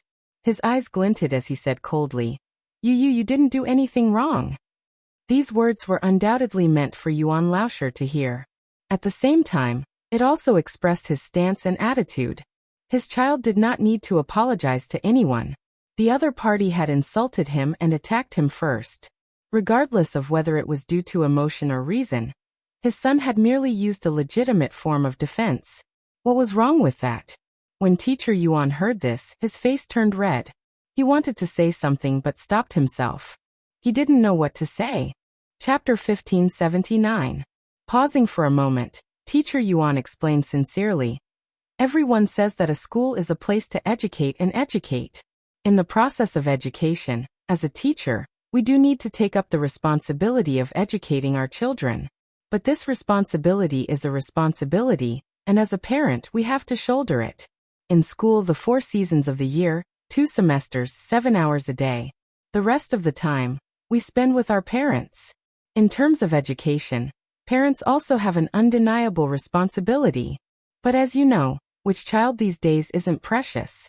If the teachers are strict with their education, those parents who dote on their children will trample over the school's threshold. Especially Lin Feng's parents. They are especially tricky and cannot be provoked. I don't know how to educate them. I can only do my part. But in this aspect, I especially like Yu. Yu is young, but he is very mature and sensible. In class he is obedient and respectful to his teachers. I especially like him. So, as a teacher, I can only hope that you don't let your child suffer too much in this aspect. More importantly, I don't want you to offend the Lin family. Maybe you will say that I am snobbish, but this is the cruel reality of society. I really have no choice. I am doing this for Yu's sake. This long speech sounded sincere, but Muyaja felt that it was too laughable and pompous. This kind of reason was not valid at all. Yu's face was also cold. From the beginning to the end, he remained silent and did not say a word. As he watched Teacher Yuan patiently persuade him, he felt that it was ridiculous. Did you know why he worked so hard? He worked so hard to live a life far away from these idiots. Yu pursed his lips and said unhappily, Teacher Yuan, I don't like what you are saying. What do you mean by can't afford to offend them? Yu, why are you disobedient? Teacher Yuan was so angry that she was about to cry. She helplessly glared at him. She sighed, turned her head and said to Muyaja, Yu and Lin Feng don't see eye to eye. Wait until we resolve this peacefully. I'll see if we can separate Yu and Lin Feng. Then we'll be in different classes. Anyway, I think that Yu is a very likable child. No matter which class he is in, the children are all willing to play with him. But this Lin Feng is an accident. Class allocation? The corners of Muyaja's lips curled up coldly. I don't think there's a need to divide classes. After today's incident, he would transfer Yu to the same school as Xiaoyichen. Yu went to this primary school because of the school district. Because of Yu's household registration, he went to this primary school. He didn't expect that the teachers in this school were so bad. Coincidentally, he was transferred to the same primary school as Xiaoyichen. The 2 brothers could be companions and take care of each other. Compared to Yu, Xiaoyichen was like the king of the mountain in school. Perhaps it was because he was handsome, so all the girls liked him. Perhaps it was also because he had a strong physique, so all the boys in the school admired him and were willing to be his fans. Xiaoyichen's school was funded by an education corporation that was working with Mu Group. Mu Group had also invested a large sum of money in the education of the teachers. The standards of the education were outstanding. In addition, with Xiaoyichen taking care of him, Yu didn't have to worry about being bullied. Chapter 1580. Teacher Yuan looked surprised. She couldn't hold it in any longer and said bluntly, Yu's father, I'll be honest with you. Previously, there was another child who didn't get along with Lin Feng. The parents of the 2 children got into a fight because of everyone. In the end, both parents refused to back down. In the end, Lin Feng's father stepped in and used some tricks. In the end, the child had no choice but to transfer to another school. That's why I told you not to go against the Lin family. Muyaja closed his eyes impatiently. He couldn't control himself and was about to explode when he heard Teacher Yuan's words. The door was suddenly pushed open. It was the principal of the school. She hadn't expected that the principal would be alarmed by this incident. Teacher Yuan stood up in shock. She said in a trembling voice, "Principal Wu, why are you here?" "This is..." Principal Wu glanced at Mu Yaja and asked, "This is Yu Yu's father, Mr. Mu." "Oh, nice to meet you, Mr. Mu." Principal Wu greeted him indifferently. Then he regained his solemn expression and said, "Teacher Yuan, please come to my office for a moment." After saying that, he turned around and left. Teacher Yuan suddenly felt uneasy. She said goodbye to Mu Yaja and left in a hurry. The moment the door closed, Yu Yu suddenly covered the back of Mu Yaja's hand. "Daddy, why did you come to school? I remember that you have a meeting in the morning. Why don't you go back to work? I'll take care of things here. It won't be a problem." Yu Yu was considerate of him. He didn't want to delay his trip. Mu Yaja lowered his head and looked at him with his deep eyes. He asked coldly, "Has it always been like this?" "Ha. Everyone says that about you." Yu Yu was stunned. He was probably referring to the fact that for the past few years, people had been saying that he had a mother but no father. He didn't want to talk about it. He only said, "They all think that I'm an illegitimate child." "Illegitimate child?" Mu Yaja suddenly sounded a little angry. "Mommy didn't explain? How do you explain that? It's obviously a humiliation. If Mommy tries to explain, wouldn't she be asking for humiliation?" Yu Yu sighed. "Actually, it's not their fault." "Why?" "That's because even I myself thought that they were right." Yu Yu had always thought that he was an illegitimate child, the kind that could not be exposed to the public. Even so, he didn't blame his mother at all. He was very grateful. If it wasn't for his mommy, he wouldn't have been able to see such a beautiful world. It was his mommy who raised him. No matter how others slandered him or looked at him coldly, he did not care at all. The only one he cared about was his mommy. However, his tone could not hide his disappointment. Mu Yaja's heart was violently shaken. He immediately blurted out, "You're not." Mu Yaja gently caressed his little face. Yu Yu, you're not an illegitimate child. You've never been one." He was anxious to let this little guy know that he was not an illegitimate child. He was not someone who could not be exposed to the public. "Daddy really didn't know about your existence for the past 6 years. When Mu Yaja thought about how Yu Yu had talked about those humiliating things in such a calm tone, he felt as if his heart had been pierced by a sharp sword. Yes, his heart ached. His heart ached for Yin Shirshir. Chapter 1581. The guilt in his heart made him feel a little unbearable. He suddenly felt that he could never make up for the past 7 years of emptiness. Yu Yu was only 7 years old. He should have had a beautiful and carefree childhood, but because of the lack of fatherly love, he had suffered so much. He didn't dare to imagine how painful it must be for a child to face such mockery and ridicule. Mu Yaja gently caressed Yu Yu's rosy cheeks, his slender fingers brushing against his delicate skin. Then he said in a low voice, "I'm sorry that Daddy has made you suffer for so many years. It's all Daddy's fault." Yu Yu was stunned. He had never thought that Mu Yaja, who was usually not good with words, would say such warm words to him. In his heart, Mu Yaja had always been a cold and dignified figure. It seemed that he would never say such touching words. However, Yu Yu was really touched by Mu Yaja's heartfelt words. He could tell that every word that Mu Yaja said was from the bottom of his heart. So much, so that he forgot to react for a moment. He just stared at him in a daze, as if he couldn't believe it. The pain in Mu Yaja's eyes couldn't be faked. Yu Yu saw it all. Daddy's heart was aching for him. This kind of feeling was really very warm. The position of the heart suddenly became warm and comfortable. He didn't know whether to be happy or worried. He was happy that Daddy cared for him. This feeling made him feel very warm. Very good. What made him worried was the dejected look on the man's face, which stung him a little. His heart ached. Mu Yaja didn't know what was going on in his little head. His handsome eyes curved slightly as he gently kissed his forehead. "Listen, in the future, with Daddy around, no one can bully you." Yu Yu, on the other hand, smiled when he heard that. An unconcealable smile appeared on his adorable little face. Mu Yaja was stunned. "What are you smiling about?" Yu Yu stopped smiling and raised his head to look at him. Pursing his lips, he opened up his heart to him, which was a rare sight to see.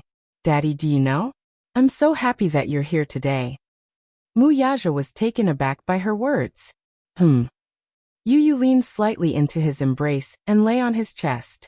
At an angle that Muyaja couldn't see, the tenderness in his eyes seemed to overflow. He took the initiative to throw himself into the man's arms, but the latter's body inadvertently stiffened a little. Yu Yu actually hugged him. In the past. In his heart, he was actually a little excited. His son had hugged him. This was probably the highest reward. Yu Yu. After a moment's pause for a moment, his.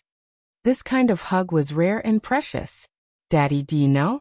I hope that you'll be the one to attend the parent-teacher conference, not mommy. Okay, I promise you that I'll attend your parent-teacher conferences in the future. His promise was as solemn as a vow made at a wedding. His expression was solemn and respectful. This time, however, Yu Yu was so amused that he lost his cool. Daddy, you're so serious. You're so cute. Muyaja. Actually, in the past, mommy and I relied on each other for survival, and were always looked down upon. I didn't feel wronged, I just felt indignant. Chapter 1582. Yu Yu continued. Grandpa used to ask mommy to find a good man because he said that if the family didn't have a man of indomitable spirit, others would look down on us. But mommy has always wanted to be strong. She has always been alone because of my feelings. So I thought that if I didn't have daddy, I would have to be strong to protect mommy and this family. Pausing for a moment, a smile appeared on his adorable face. But it's different now. Yu Yu lifted his head from his arms and looked at him seriously. Daddy, I have you. Muyaja looked at him tenderly. Suddenly he stroked his cheek gently. Yu Yu placed his hand on the back of his father's hand. Daddy, you will always be with mommy and me, right? Yes, Muyaja said seriously. I will do it. That's great. But Daddy, if you were to resolve today's matter, how would you resolve it? Yu Yu suddenly asked. He was a little curious about how his father would resolve this matter. If he hadn't stepped in this time, with his methods, he would have definitely bullied the Lin family. Now that he had the ability and capital to do so, he didn't need to be bullied by others anymore. But since his father had stepped in, he would naturally let him handle it. When Muyaja heard this, he said domineeringly, I won't let anyone who bullies my son off. Yu Yu was once again amused. Very good, that's very daddy's style. As he spoke, he suddenly asked quietly, do you know why that brat Lin Feng doesn't see eye to eye with me? Why? Because he has a crush on a girl in class. She's always following me around all day long. That brat is probably jealous, so he's always looking for trouble with me. Yu Yu's tone was as mature as an adult's. It didn't match his adorable appearance at all. Muyaja's lips twitched violently. He was still so young, but he already had the entanglement of love and hate in the adult world. Kids these days are so precocious. Because of a girl, he actually started to imitate adults to fight for a girl's affection. Are there many girls who like you in class? Muyaja brought up Yu Yu's troubles. He let out a melancholy sigh, and the expression on his face instantly turned gloomy. Yeah, a lot. It's very annoying. Isn't it great? Muyaja was very satisfied. Just like me back then. What's so good about it? Those girls are always chattering around me. I don't like it at all. Yu Yu said honestly, I like quiet girls. He liked quiet girls, but he didn't like girls who always surrounded him and weren't reserved at all. Although children at this age might not know anything about love, they simply liked him and wanted to play with him because they were moved. But there were too many people chasing after him, and he couldn't handle it. The girl whom Lin Feng liked was recognized as the cutest girl in the class. He had been in love with her for a long time, but compared to the filthy Lin Feng who played all day long, she preferred the elegantly dressed Yu Yu, who looked like a little prince. Because of this, many girls in class were jealous of Yu Yu. Chapter 1583. As the father and son were talking, the door was pushed open. The principal led Lin Feng's mother and Lin Feng into the room, followed by Teacher Yuan. The father and son raised their heads, and saw Lin Feng's mother glaring at them like a tiger watching its prey. It seemed like the principal and Lin Feng's mother had reached a consensus. They were on the same side. As soon as they entered the room, Lin Feng's mother's expression was even more domineering than before.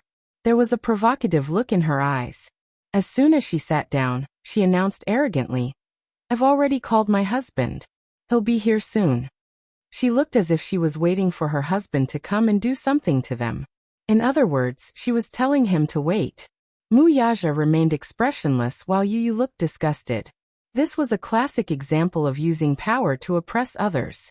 The principal exchanged a few pleasantries and comforted them. Then he said to Mu Yaja, "Mr. Mu Yaja, is it convenient for me to say a few words?" He had talked to Lin Feng's mother before. Lin Feng's mother had said that they couldn't let this matter go. They had to give her an explanation. She had to regain her dignity. The principal agreed and promised that he would ask Yu's parents to give her child an explanation and apologize. Therefore, he wanted to take advantage of Lin Feng's mother's situation. He wanted to help Lin Feng's mother regain her dignity. Mu Yaja said coldly, "It's not convenient." The principal was stunned. "What do you mean?" Mu Yaja said coldly, "Didn't you ask if it's convenient for me to say a few words? I said it's not convenient." His arrogant reply left the principal dumbstruck. Naturally, he did not know Mu Yaja. He was just the principal of the school. With his status, he had never even seen Mu Yaja, let alone get close to him. When he saw that Mu Yaja was young, he thought that he was a youngster. Therefore, he wanted to use his status as an elder to oppress him. He did not expect to be humiliated at the beginning. The principal said, "Mr. Mu, you're being unreasonable." Mu Yaja smiled coldly. "Reason is for people to listen to." The principal and Lin Feng's mother didn't know what to say. When Yu heard this, he could not stop laughing. He finally understood who he had inherited his poisonous tongue from. It turned out that he had inherited it from his dear daddy. Who would have thought that his father's venomous tongue would be so frightening? Lin Feng's mother said impolitely, "I advise you to keep your mouth clean. Don't make the situation too ugly when my husband comes and embarrass you." The moment she opened her mouth, it was a threat. Her bearing was overbearing. Her attitude was high and mighty. Yu laughed. He raised his head and snickered. "Daddy, this auntie actually said that she's going to embarrass you. That's amazing." Although he was snickering, he did not hide the mockery on his face. His voice was not soft either. Therefore, everyone present could hear his mocking laughter loud and clear. Lin Feng's mother was completely enraged. After living for so long, she had actually been mocked by a 7-year-old child. She was flustered and exasperated as she shouted at Mu Yaja, "Hey, look at your son. Aren't you going to discipline him? Look at how young he is. What kind of nonsense is he spouting?" Chapter 1584. I don't know how you educate your child. Not only is he like those delinquents in society, fighting and causing trouble, but he's also rude to his elders. He doesn't know how to be polite at all. It's the father's fault for not teaching him well. I really don't know how you teach your child. Her rude words made Teacher Yuan frown. However, she remained silent and did not interrupt. She did not want to get into trouble again. Yu suddenly snorted and asked, "Auntie, have you studied before?" "What do you mean?" Yu said coldly, "I just want to ask, do you know what the idiom frog in a well means?" Lin Feng's mother was furious. Yu smiled. "Look at your expression. You don't know what this idiom means, right? Sai, you're so uncultured." She turned to Mu Yaja. "Why don't you teach him a lesson?" Mu Yaja acted as if he did not hear her. He lowered his head and pinched Yu's cheek. "Good son, don't tell the truth." Pfft. Yu was amused. However, he looked disgusted. "Daddy, the teacher has always taught us that good children don't lie." He paused and continued. "Auntie, it was your good son who started it. As the saying goes, don't do to others what you don't want done to you. You're accusing me of violence and fighting, but why don't you think about it? It was clearly your good son who started it. Even if it was school violence, it wasn't caused by me. The law calls it self-defense. Do you understand? I heard that Lin Feng's father is a judge. Since you're from a legal background, are you ignorant of the law? You keep saying that you want my daddy to give you an explanation. Before that, shouldn't you also give me an explanation? Why did you raise such a narrow-minded son who uses vulgar words all the time? You weren't there at the time. How can you judge the right and wrong based on your words alone? It's not up to you to decide whether I discipline him well or not, right? Before you say such things, you should look at your own status. Don't make a fool of yourself. You're really disgraceful. Lin Feng's mother was furious. She thought to herself, this father and son are really refusing a toast only to be forced to drink a forfeit. I've said all the good things I want to say. Don't refuse a toast only to be forced to drink a forfeit. The son is so arrogant, and the father is also so arrogant. Aren't you afraid of suffering in this society? As she scolded the man, she nagged like a shrew on the streets. I'll give you one more chance. Are you apologizing or not? Haha, but there's no use your apology now. I want you to bring the child to my house and apologize in person. Otherwise, I won't acknowledge this debt. Oh, Mu Yaja sneered, his lips curling into a cold, impatient smile. Madam Lin, are you threatening me? Chapter 1585. She was starting to get excited. Therefore, some unpleasant words came out of her mouth. As the saying goes, nothing can be accomplished without rules. Mr. Mu, you should have heard of this saying before. If you do something wrong as a parent, shouldn't you apologize? Let's put aside the fact that your son injured my baby. Shouldn't you teach your son a lesson for saying such outrageous things? Auntie, you should know that when a child does something wrong, he should be taught a lesson. Why don't you teach your child well? As for me, you don't have to worry about me. Lin Feng's mother was trembling with anger after hearing you use words. She suddenly stood up and walked out of the door. She picked up her phone and made a call. As they were separated by a door, no one knew who she was calling. However, they could vaguely hear her angry voice. Where are you? Husband, come here quickly. Let's teach this father and son who don't know the immensity of heaven and earth a lesson. Mu Yaja's hearing was amazing, so he caught her words. His lips curled up coldly, but it was a smile. When Lin Feng's mother returned to the office, she was even more arrogant than before. She looked as if she was looking down on everyone. Her eyes were full of contempt and mockery. I don't want to reason with you. My husband will be here soon. If you have anything to say it to him directly. Don't blame me for not reminding you. My husband is a judge in the city hall. You'd better be respectful, or else. This was clearly a threat. After saying that, Lin Feng was about to sit down proudly. You mocked him. Typical nouveau riche temperament. It was said that Lin Feng's mother was called Wang Guimiao. Her family was nouveau riche. Her family used to live in a village in the city. Her ancestors had left a few acres of land for the younger generation to build houses. When the land was demolished, they received tens of millions of yuan as compensation. They used it to start a business.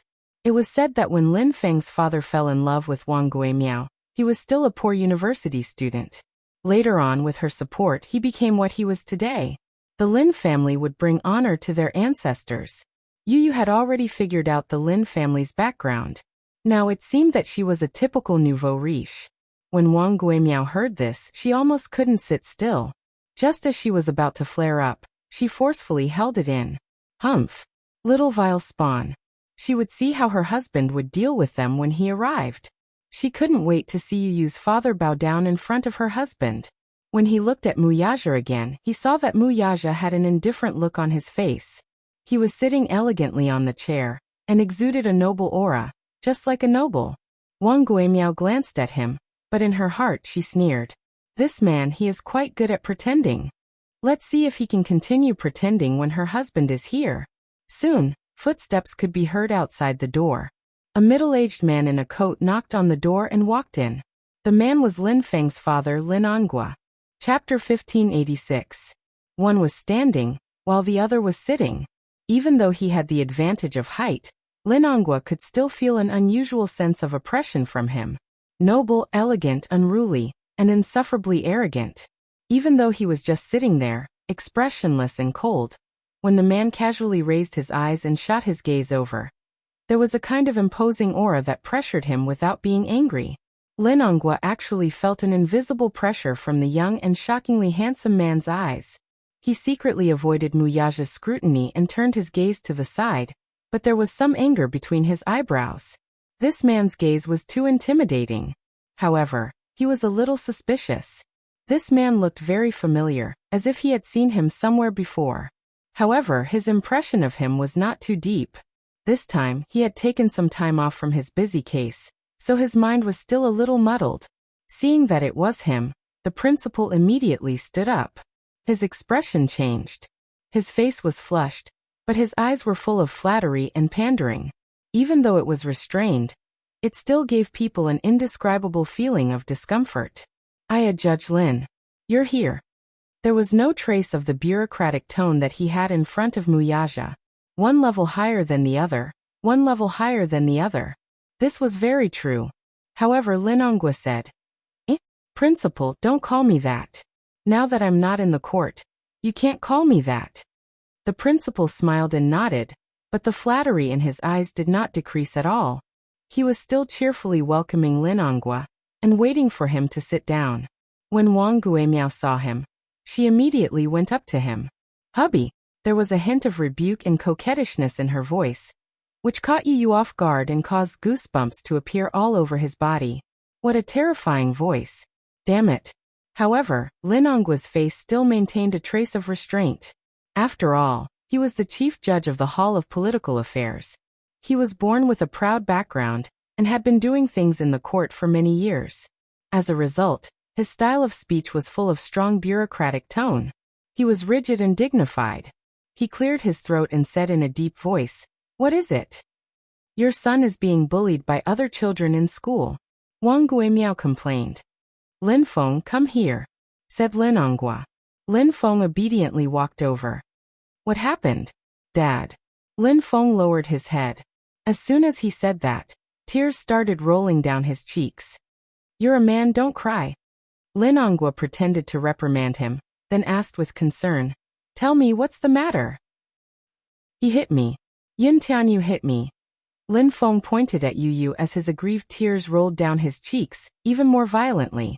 When Lin Hongwa heard this, he immediately pulled him in front of him and carefully examined him. He originally thought that it was only his head that was disfigured, but he did not expect that his body was full of scars. It was beyond his expectations. When Lin Hongwa saw the bruises on Lin Feng's body, he was furious. He raised his head and looked at Muyaja. Are you Yin Tianyu's father? Muyaja, however, nodded nonchalantly. Yes. Hubby, let me tell you, not only is Yin Tianyu's father arrogant, but his words are also very harsh. Wang Guimiao exaggerated the story, and then crossed her arms in front of her chest, and gave an ultimatum. Anyway, you can deal with this matter as you see fit. Chapter 1587. Lin Hongwa asked again, Did he hit you first? Or did you hit him first? Of course it was that uneducated guy who hit him first. Our Feng has always been a good boy. He never causes trouble. In the end, our Feng was framed and accused of being the one who attacked first. How is that possible? Feng has always been protective of his classmates. Lin Hongwa nodded. I understand. Wang Guimiao was secretly pleased. Her husband was amazing. He had just arrived, and the situation was completely under his control. Look at how Yu's father was so scared that he didn't say a word. He must have been scared out of his wits.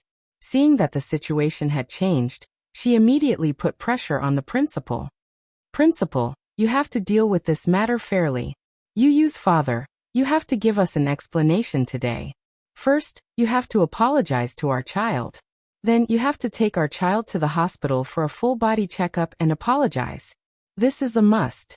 Then you have to pay for the medical fees, nutrition fees, and compensation for our Feng's psychological damage. You have to be clear about all these. If you have a proper attitude, we won't pursue this matter further. Lin Hongwa walked to Muyaja and sneered. Sir, tell me your name first. Muyaja looked up and said slowly, Muyaja. His voice was clear and cold. He had the elegance of a noble. However, the moment his voice fell, Lin Hongwa was fiercely stunned. Muyaja? This name was too familiar. These three words were like a towering mountain. They resounded like thunder in his ears. How could he not have heard of it before? Could it be the same name? It couldn't be the real Mu Corporation, right? Linongwa wanted to get lucky and said, "Your name is so familiar. It's exactly the same as the name of the crown prince of the Mu family." Haha. Muyaja sneered. "There's no one else with this name in the capital." Linongwa was stunned again. There was a hint of panic on his face. He stared at him blankly without blinking. He didn't dare to make any wild guesses. After a long while he spoke in a provocative manner, but changed the way he addressed him. "You are, what?" Linongwa looked a little uneasy. "Are you the Chairman Mu of the Mu Corporation?" Muyaja was a little impatient. "You asked for my name, and I'll tell you. If you have anything to say, just say it. Don't waste my time. My time is more precious than yours." As soon as he finished speaking, Linongwa's eyes widened and he staggered back a step. His eyebrows collapsed helplessly. This man's attitude was very clear. It looked like this time, his blind wife had offended a big shot that she shouldn't have offended. The person in front of him was probably the mysterious and noble crown prince of the Mu Corporation. At first, Linongwa had noticed him when he first entered the door. He only felt that this man had an arrogant aura, and he had the noble aura of a high-ranking official, as if he was a member of a powerful family. However, at this moment, he did not realize where he had seen this handsome face before. Chapter 1588. The Mu family's existence in the capital was enough to shake the entire financial market. As the #1 aristocratic family in the capital, the Mu family's inexhaustible wealth aside, the Mu family's inextricable connections between the black and white was enough to make him weak in the knees. He could offend anyone, but the Mu's offending them was akin to cutting off his own path of retreat. Linongwa wanted to cry but had no tears. He stood in front of Muyaja with a proper posture, but his face was no longer as haughty as before. Instead, his expression was filled with complicated conjecture. Faced with this suffocating atmosphere, for a moment, he did not know how to resolve it, even though he had been in the bureaucracy for a long time. When Wang Guimiao saw this strange scene, she was stunned. Then she walked forward with her arms crossed. She didn't know what had happened, but when she saw Linongwa's dazed appearance, she felt strange. "Hubby, what's wrong with you?" She was even more confused when she saw his pale face. She could not help but push him. "What's wrong?" Yu chuckled. "He's scared silly." Wang Guimiao was infuriated when she heard that. Things were different now. With Linongwa around, she was confident that she had someone to rely on. Hence, she spoke without thinking. "Little b *st*rd, shut up. You don't have the right to speak here." Hearing this, Muyaja's eyes shot up and swept over him with a sharp gaze. Linongwa watched with trepidation. Wang Guimiao's words scared him so much that he almost suffocated. How could he have expected that his wife would be so ignorant as to not know how to size up the situation? She opened her mouth and spoke rudely. He immediately became furious and scolded. "Shut up. Don't be unreasonable." It was important to know one's place, but his wife did not know it at all. Thinking that he was teaching Yin Tianyu a lesson for her, she echoed, "That's right. Shut up." Yu suddenly felt like laughing as he looked at his wife, as if she were a pitiful worm. Behind him, Muyaja's face turned uglier. Linongwa gritted his teeth, turned his head abruptly, and gave his wife a tight slap. Smack. "I told you to shut up." With that, he turned to face Muyaja with cold sweat dripping down his face. "Chairman Mu, I'm sorry. My wife has been presumptuous in front of you and said something she shouldn't have. A great man won't hold a grudge against a petty person, so please don't take it to heart. Just treat it as if she's spouting nonsense." His tone was full of flattery. Linongwa looked at him in cold sweat. Observing his expression, he felt that being in the king's company of a tiger. Everyone, especially Teacher Yuan, was stunned into silence by the sudden turn of events. She thought that, with Linongwa's arrival, the boy's father would understand her words and begin to lower his head, apologize to the other party appropriately. As the chief judge of the Hall of Politics and Law, Linongwa had several titles above his head. His status was lofty, and he had an unquestionable majesty. What about now, though? Why was Linongwa the first to bow down to Muyaja? The principal was even more bewildered. He had no idea what was going on. Wang Guimiao felt the most aggrieved. Chapter 1589. Most importantly, Even until now, she still didn't understand how this mysterious slap came about. Why did he slap her? Did she say anything wrong? What kind of insanity was this Lin Ongwa suffering from? Was he crazy? Him. Why did he slap her for no reason? Wang Guimiao turned around angrily and pulled Lin Ongwa's arm. With a red face, she roared with grievance and hysteria. Lin Ongwa, have you lost your mind? Lin Ongwa looked at her and sighed helplessly. He rolled his eyes at the ceiling and held his forehead. He turned around and pointed at Wang Guimiao. For a moment, he was so angry that he could not say anything. Wang Guimiao was even more confused. She held back her tears and yelled at him. Say something. Say something. Why did you slap me for no reason? What's wrong with you? Stop talking. Be quiet, and sit back down obediently. Don't say anything, do you understand? She was like a clown. Not only did she make a fool of herself, but Lin Ongwa was also afraid that she would continue to blabber and offend the Mu group. Then her whole family would have no way out. It was not easy for him to get to where he was today. He did not want his bright future to be ruined because of such a small matter. His worry was not unfounded. There were people from the Mu family in the city hall. Although Lin Ongwa was a judge and had a good reputation, this man's words could make all his hard work go down the drain. However, he really did not know what to do now that the situation had developed to this stage. He could only hope that his wife, who had always been restless, would not add fuel to the fire. He did not want things to get out of hand when the time came. However, Wang Guimiao did not understand his good intentions. Instead, she questioned him sternly. Wang Guimiao, I want to ask you, what's wrong with you? You. Lin Ongwa looked at her in disbelief.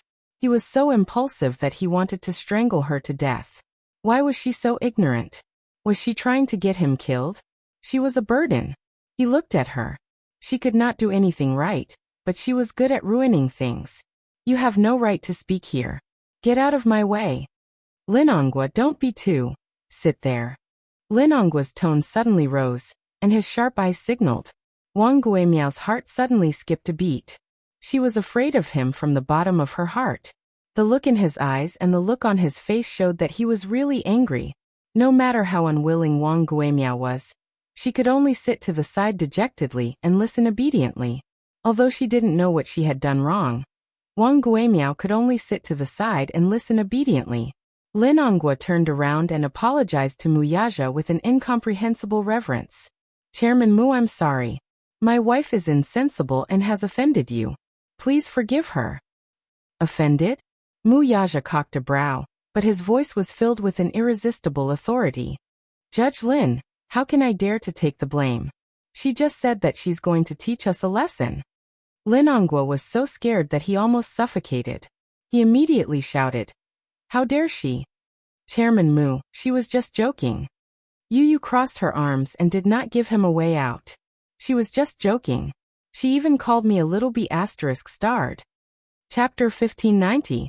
The principal watched from the side, trembling with fear. Seeing how respectful Lin Ongwa was to Mu Yaja, he knew how to read people's expressions and size up the situation. Seeing how respectful Lin Ongwa was to Mu Yaja, he thought to himself, how important must this man be? Hence, he kept quiet and did not dare to act rashly. Teacher Yuan's displeasure had also disappeared. When she looked at Mu Yaja, there was a hint of surprise in her eyes. It seemed that this man must be someone of high status. This Lin Ongwa must have found out about his identity, which was why he was so respectful towards him. She recalled how she had advised him to give in to the Lin family and not offend them. Although this man did not show it on his face, the noble and awe-inspiring look in his eyes was still fresh in her memory. At first, she had thought that this man did not know the immensity of heaven and earth, but now that she thought about it, she shuddered. How many things had she said that she should not have said in front of this important person? She did not know if he would take it to heart. At this thought, Teacher Yuan trembled with fear, as if a cat's paw was scratching her heart. She desperately wanted to know who this man was. Why don't we do this? Chairman Mu. Lin Ongwa thought for a moment. Suddenly he carefully probed. I'll ask my wife and son to apologize to your son. I only hope that you won't take my wife's outrageous words to heart. Mu Yaja did not speak. He could not be bothered to argue with him. The boy, however, asked with great interest, "How are you going to make amends?" "How?" Lin Onghua was stunned. Yu Yu raised her eyebrows and asked with a smile, "Kneel down." This. However, Lin Onghua hesitated. In the end, Wang Guimiao could not sit still any longer. She stood up abruptly and said furiously, "Onghua, are you possessed by a ghost? Do you really want me to kneel down? Are you going to agree to such an unreasonable condition?" Wang Guimiao felt that Yu Yu's condition was unreasonable. What was even more unreasonable was that her husband was actually hesitating on whether to agree to it. What was the meaning of this? This was simply unbelievable. Yu Yu asked, "Is it too much? Isn't that what you said before? You said that you wanted my father and I to kneel down and apologize to you. Weren't you very confident?" Such blatant humiliation was still fresh in his memory. Although she didn't say it in front of Muyaja, Wang Guimiao shouted it in the office before Muyaja came. He heard it loud and clear. Muyaja frowned. She said that. Lin Onghua's heart skipped a beat. He suddenly turned around and asked, "Did you really say that?" Wang Guimiao panicked. She did say that before, but those were just words spoken in a fit of anger. How could they be taken seriously? Muyaja's eyes turned even colder. "Haha, Judge Lin, you're really good at disciplining him." Having said that, he carried Yu Yu and stood up. He didn't want to waste his breath on these people. He was furious. He wanted to go back and teach the Lin family a lesson. Otherwise, who did they think his son was? That any Tom, Dick, or Harry could come and bully him. Chapter 1591. Wang Guimiao was flustered and exasperated. Her eyes were red, but Lin Onghua's expression was too flustered, to the point that she did not dare to say anything. She vaguely realized that perhaps it was because this man's identity was too powerful that her husband was so careful to plead for leniency. "I think it's fine," Muyaja said as his gaze fell on Lin Onghua's arm. "Get out of my way." "Chairman Mu," Lin Onghua insisted. Muyaja's gaze turned even colder as he gave him a sidelong glance. Lin Onghua did not dare to be in a stalemate any longer. He could only step aside resentfully and watch him leave with regret. When Muyaja left, the office was in an uproar. Wang Guimiao was wiping her tears as she scolded Lin Onghua. Lin Onghua was upset. When he heard Wang Guimiao's nagging, he became even more irritated and scolded, "Shut up! Haven't you embarrassed yourself enough? Haven't you caused enough trouble? Wang Guimiao, you'll only be satisfied when you see me die, right?" Wang Guimiao widened her eyes in shock. "What do you mean by that?" Lin Onghua was so angry that he could not speak. She went up to him, crying as she questioned, "What's going on? Who is he? Why are you giving in to him, and being so respectful to him? To the extent that you want me to kneel down and apologize? Explain yourself." Lin Onghua sat aside angrily, but he was also upset. When he thought of Muyaja's deep and sullen gaze before he left, his heart raced, and he could not sit still. "Wang Guimiao, I think you're going to play me to death." Wang Guimiao was so anxious that her face turned red. The principal came up to him and asked, "Mr. Lin, this Yu Yu's father, who is he? You seem to know him." Lin Onghua sneered, but it was more like he was mocking himself. "If I could know such a person, everything would be easier. What a pity. I know him, but he doesn't know a nobody like me." This. Teacher Yuan was flabbergasted too. Lin Onghua suddenly said in a low voice, "Do you know that this is Muyaja, the Mu Group CEO? I've offended him this time. I don't know what he's going to do to me." Mu. The principal was stunned when he heard that. Mu Group. Isn't the capital's Mu? Oh God. A name that reverberated like thunder in the ears. Impossible, right? Isn't Yun Tianyo's surname Yin? How does his father have anything to do with the Mu Group? The principal mumbled in confusion. "How? When I saw him. When I his names, that's why I thought of it." Lin Onghua was also extremely regretful. "What?" Wang Guimiao was stunned. "Mu Group. Mu was to Mu. The Mu was of the aristocrats. There Onghua Mu's there. Yue Nouveau Riche might be able to become one overnight. The aristocrats, on the other hand, only appeared once every 300 years. The Mu family was such an aristocratic family. It was a century-old family with deep roots. Chapter 1592. On the other hand, a family like the Mu family was something that they could never hope to catch up to. Wang Guimiao was completely terrified. Even though she was ignorant and inexperienced, she knew that she should never offend the Mu family in the capital. That was a century-old wealthy family with immense power. Mu Yaja carried Yu to his class and packed his bag. He was supposed to attend the parent-teacher meeting in the afternoon, but he was not going to attend it. He decided to transfer his son to Xiaoyichen's school. It was recess time, and it was almost lunchtime, so the class was very noisy. However, when Mu Yaja stepped into the classroom, the huge classroom instantly quieted down.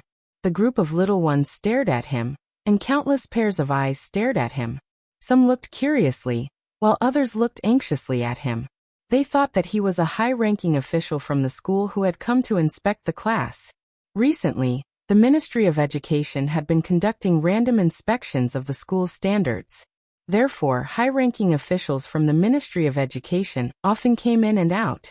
However, when Mu Yaja sat in Yu's seat and started to pack his bag, the group of children suddenly realized that this was Yu's father. Oh my God, he's so tall and handsome. He's even better looking than the celebrities on TV. However, it was Mu Yaja's first time in school, and it was also his first time walking into a class of little ones. It was his first time appearing in school as a parent. He started to pack his bag, but when he sat in front of the low desk, his face immediately darkened. His figure was tall and slender, and when he sat in front of the low desk, the sense of disparity and abruptness was immediately reflected. He moved around in embarrassment, trying to find a suitable angle, but it was in vain. In the end, he found that the bench here was too small, so he was trapped in such a narrow space, and it was difficult for him to make ends meet. On the other hand, Yu enjoyed the process very much. He stood beside Mu Yaja and unceremoniously enjoyed the countless envious and surprised gazes. He accepted all of those stunned gazes, and did not reject any of them. Many children were envious of Yu for having such a young and handsome father. They were children after all. Although they were childish, there were all kinds of comparisons between them. At most, they would compare their parents. They would compare whose mother was younger and prettier, whose father was more handsome, whose family was wealthier. It was more or less these. Mu Yaja glanced at Yu. At that moment, the little one had his hands behind his back. Mu Yaja was full of smiles. He was very happy and proud of himself. If it was in the past, he would have been envious. He would have enviously looked at other students' fathers. Now he had become the object of envy. He was in a good mood. Mu Yaja pursed his lips and could not help laughing. He was after all a 7-year-old child. Although some of his thoughts were childish, they were extremely cute. When Mu Yaja was packing his bag, some students quietly surrounded him and asked about his well-being. Classmate A. Yu, is this handsome uncle your father? Yu. Yes. Classmate A. Wow. Yu, I'm so envious of you. Your father is so handsome. Yu. Of course. If my father isn't handsome, why would he give birth to me so cute? Classmate A cupped his face and looked infatuated. Mu Yaja. Chapter 1593. Classmate B said, Yu, your daddy looks so young. He looks like a celebrity on TV. Can I take a picture with your daddy? Yu replied, sure. All the little kids exclaimed, wow, that's awesome. Me too. Count me in.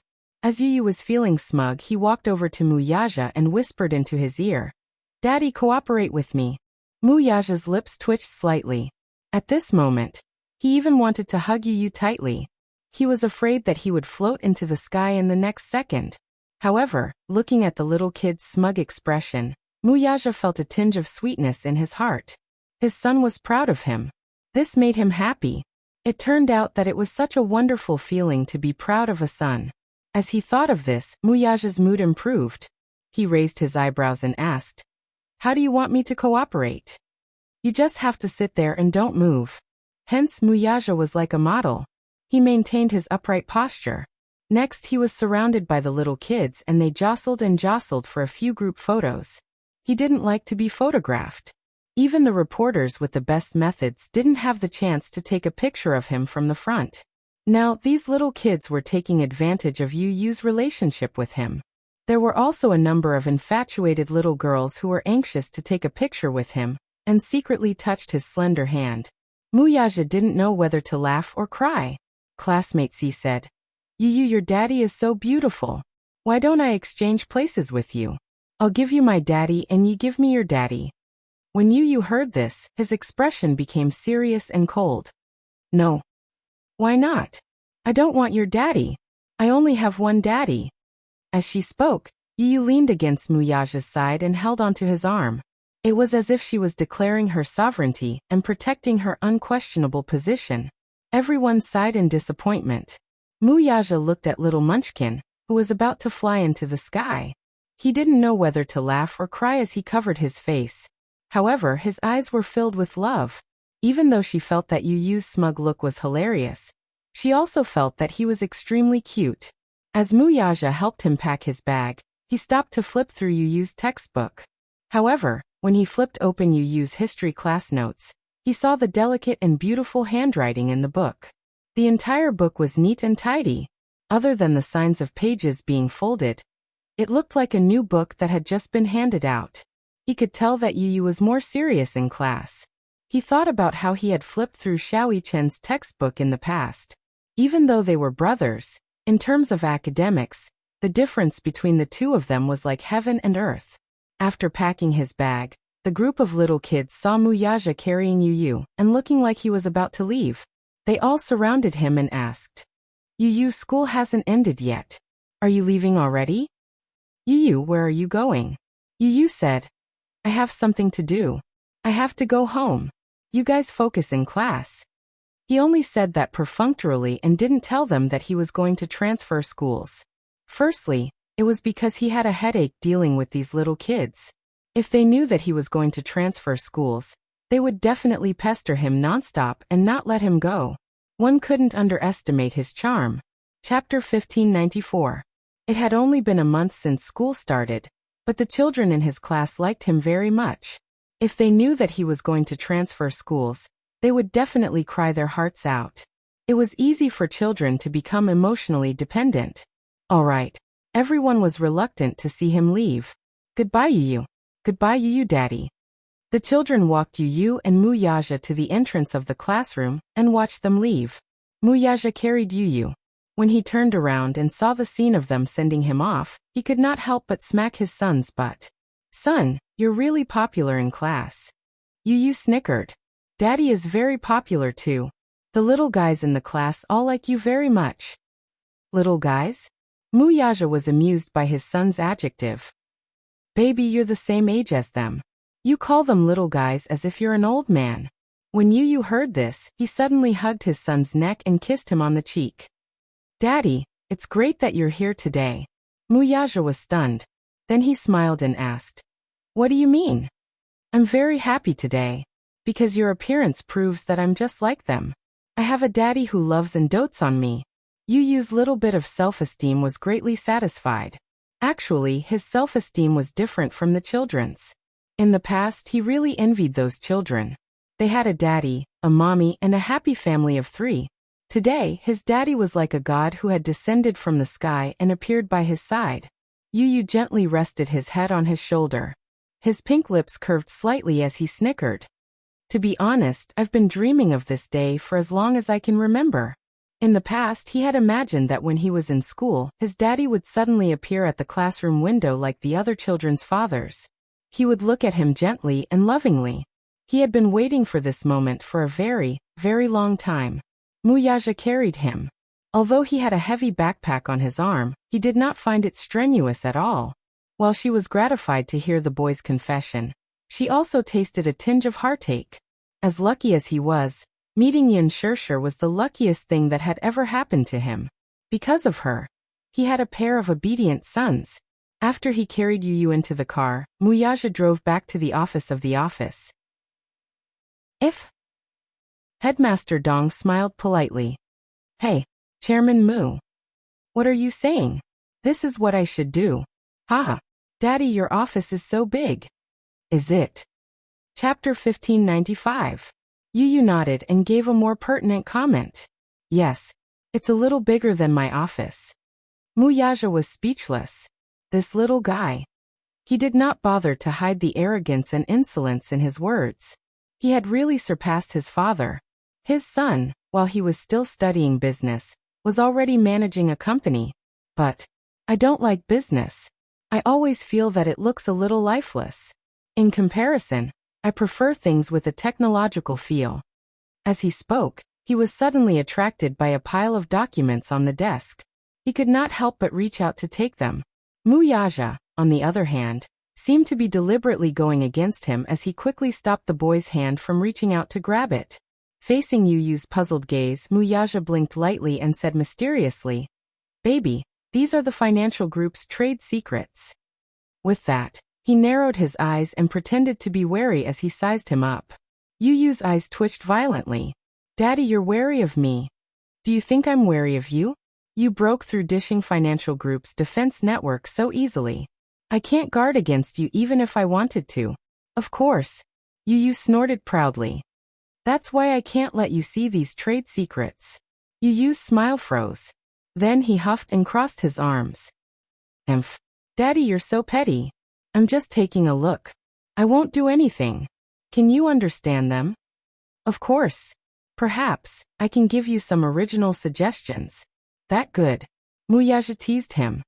"Of course. Then you, show me how to read these documents." Yu made an okay gesture and took the documents. He sat on the desk, placed the documents on his lap, and flipped through them page by page. He was small, and Muyaja's desk was wide, long, and huge. Hence, when he sat cross-legged on the desk, he looked even smaller and skinnier. His chin gradually became sharper. In the past it was still a little pink, but now it had a handsome face. Muyaja gazed at his side profile. Yu quietly lowered his head and flipped through the documents. Perhaps it was because of the high temperature in the office. He loosened his tie casually. His casual action was gentlemanly and charming. When he grew up, the number of fans that would follow him would probably line up from Beijing to Paris. While Yu was reading the documents for him, he thought for a while and called Lu Jinyu. Lu Jinyu was a mysterious subordinate of his. According to seniority, the man addressed him as Big Boss while Muyaja addressed him as Fourth Boss. Lu Jinyu looked like a gentle and refined man, but he was the most cunning one among his subordinates. The call went through quickly. Before Muyaja could say anything, Lu Jinyu smiled and said, "Boss, what orders do you have for me this time?" Lu Jinyu was used to going straight to the point. This was because he knew that time and efficiency were Muyaja's pursuit. He never liked to bluff. Muyaja ordered, "Jinyu, find out about Linongua from the Legal Affairs Hall. Check his background." "Haha, boss, did this Linongua offend you?" Chapter 1596. Lu Jinyu laughed sinisterly. The Hall of Political Affairs is an organization set up by the government. Naturally, the people inside are not simple. But boss, you should know that not many of the people in the Hall of Political Affairs are clean. If you want to find out the background of this person, I might be able to find a lot of interesting things for you. This Linongua is a bluff. He's very arrogant. If it were in the past, I wouldn't be willing to stoop to the level of a small fry like him. But today he's made me a little unhappy.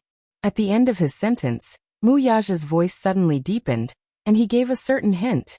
On the other hand, Lu Jinyu received his hint and immediately said, "Boss, don't worry. The thing you want, I'll get it for you by tomorrow at the latest. When the time comes, you can do whatever you want with him." "Okay. Let me know as soon as possible." Lu Jinyu agreed. After the call ended, Muyaja stood up and walked to Yu's side. The little munchkin was focused on flipping through the case. He glanced through 10 lines at a time and circled some data from time to time. He smiled satisfactorily and gently rubbed his little head. Walking to one side, he picked up an apple and sat on the sofa to peel it for him. After peeling the apple, he carefully cut it into small slices and skewered them with toothpicks before bringing them to the little munchkin's hand. His cell phone suddenly rang. Muyaja picked up his cell phone and glanced at the screen. It was an unknown number. After answering the call, an unfamiliar man's cautious voice came from the other end. "Hello. May I know if you're Chairman Mu from Dishing Financial Group?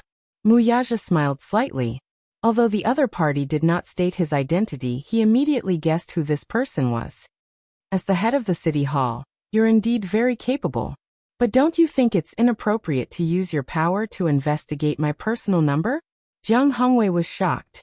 He thought to himself that this Mu Yaja was indeed not simple. He had already guessed who he was before he had even revealed his identity. At the same time, he felt guilty. In a moment of desperation, he had indeed used his power to investigate Mu Yaja's personal number through the internal network. However, Jiang Hongwei had been in the government for many years. He was also an old fox. He avoided the important points and dwell on the trivial points. He quickly avoided this topic. Ha! Chairman Mu, it's like this.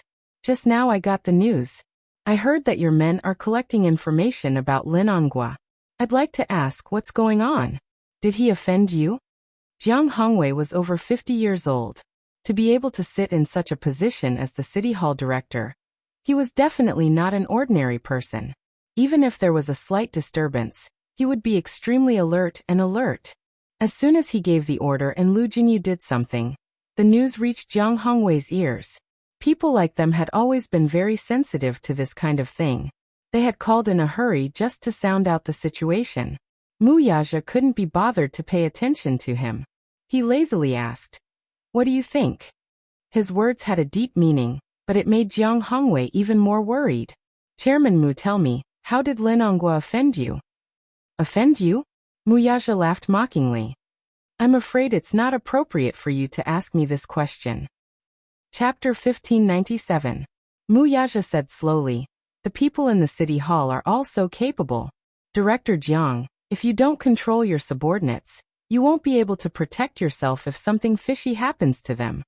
These words made Jiang Hongwei extremely anxious. For someone as experienced as him, he could naturally sense that something was amiss with just a few words.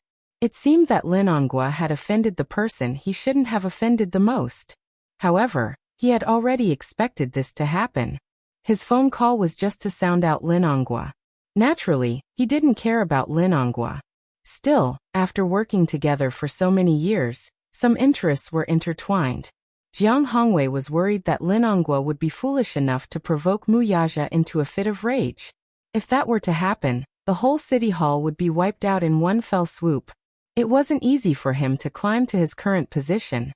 He had worked hard for more than 20 years, and settled down in the political arena, where there was a knife hidden behind a smile for many years to achieve the glory he had today. He couldn't just let someone drag him down and take him down from his position. For people like them, benefits were intertwined. Hence, when necessary, he had to cast aside all his relationships to prevent himself from falling into the water.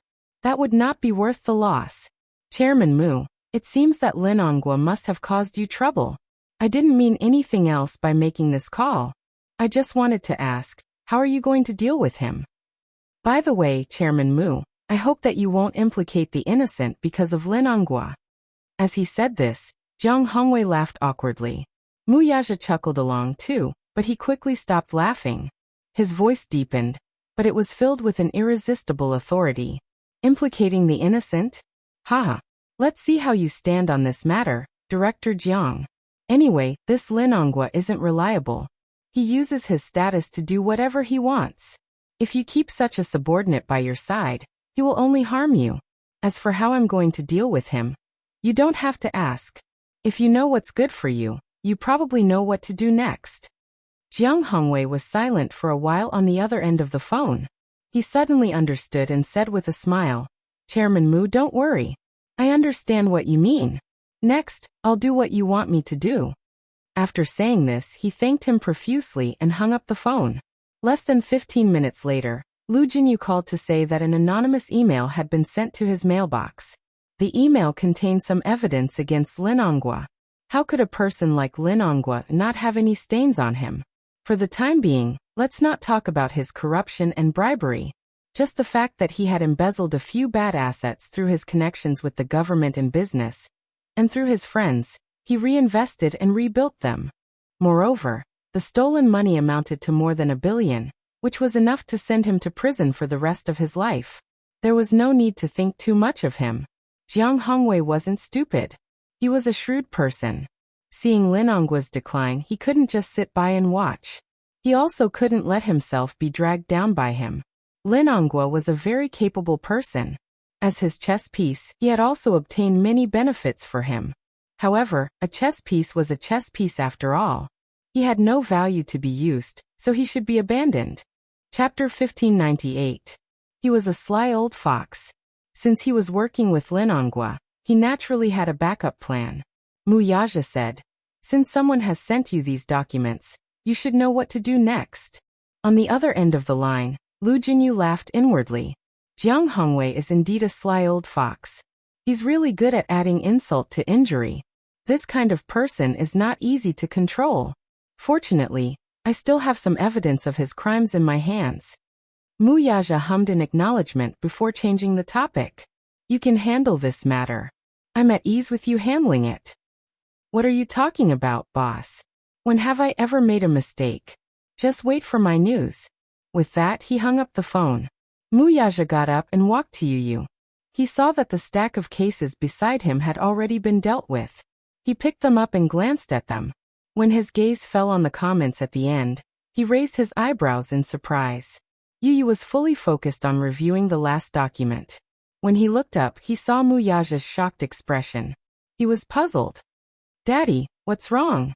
Mu Yaja was still in a daze. He had thought that Yu Yu was just being perfunctory when he said that he was going to review the documents for him. He did not expect that this guy would actually read through the documents seriously. He even drew out all the illogical parts of the documents and gave his own explanations. It was clear at a glance. "Daddy, there's a problem with the financial affairs of the organization," Yu Yu said meaningfully. Mu Yaja sneered. "There's something fishy about the financial affairs. It's nothing more than those sly old foxes from the Mu family stirring up trouble right under my nose to get a bigger share of the pie. However, they're timid and don't dare to do anything big. Haha. They're so naive to think that I can't see through them." Yu Yu clicked his tongue twice and sighed. No matter how high a mountain is, it's still made of rocks. Even if it's a small problem, once it gets worse, it'll be very serious. "I know what to do." After saying that, Mu Yaja looked at him with gratification and couldn't help but scratch the bridge of his nose dotingly.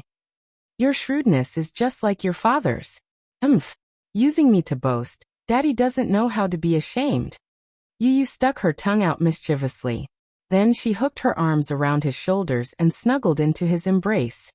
"Daddy, I miss Mommy. I miss her so much.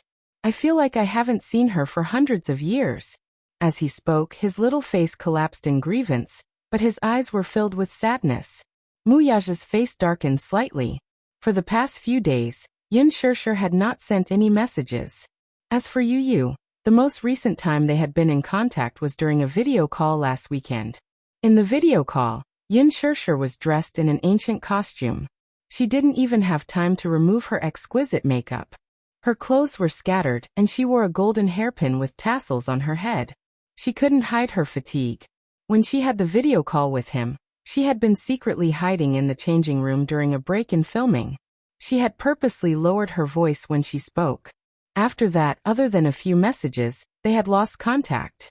Yu Yu could only pitifully find out about Yin Shishir's updates from the production team's official Weibo account. He missed her dearly. For the past few days, Xiao Yichen wasn't as active as before. Sometimes, he would sit quietly on the sofa and browse the official Weibo account of the production team of Lethal Beauty. Chapter 1599. Yu Yu said, "It's Mommy's birthday next Monday. I've always been the one to celebrate Mommy's birthday in the past." As he spoke, he was reminded of Yin Shishir's busy schedule. After a pause, he said resentfully, "But Mommy is on set this year. Daddy, can't you think of a way?" Upon hearing this, Mu Yaja fell silent. At night, an uninvited guest appeared outside Xiangti Walk. It turned out that Lin Honggue, who had caught wind of the news, had brought his wife and son to Yu Yu's doorstep to beg for Mu Yaja's forgiveness. Lu Jinyu acted quickly, and Lin Honggue was well informed. When he heard the news that night, he felt uneasy. Hence, he personally brought his wife to apologize to them. Otherwise, his life would be ruined. Mu Yaja was in the study. Hence Yu put on a coat and walked out of the door. He saw Lin Hongua and Wang Guimiao standing outside, looking uneasy and frightened. When they saw him, they looked as if they had seen their savior. Both of them went up to him and pleaded with him through the luxurious iron door. Yu, is Chairman Mu home?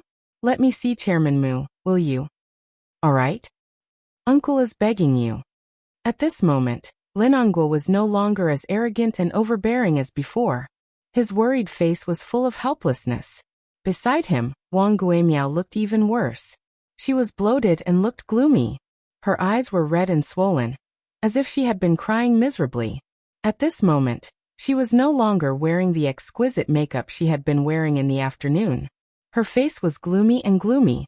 After leaving school today, Lin Hongua had given Wang Guimiao and Lin Feng a good scolding, but he still could not vent his anger. Wang Guimiao felt wronged and indignant.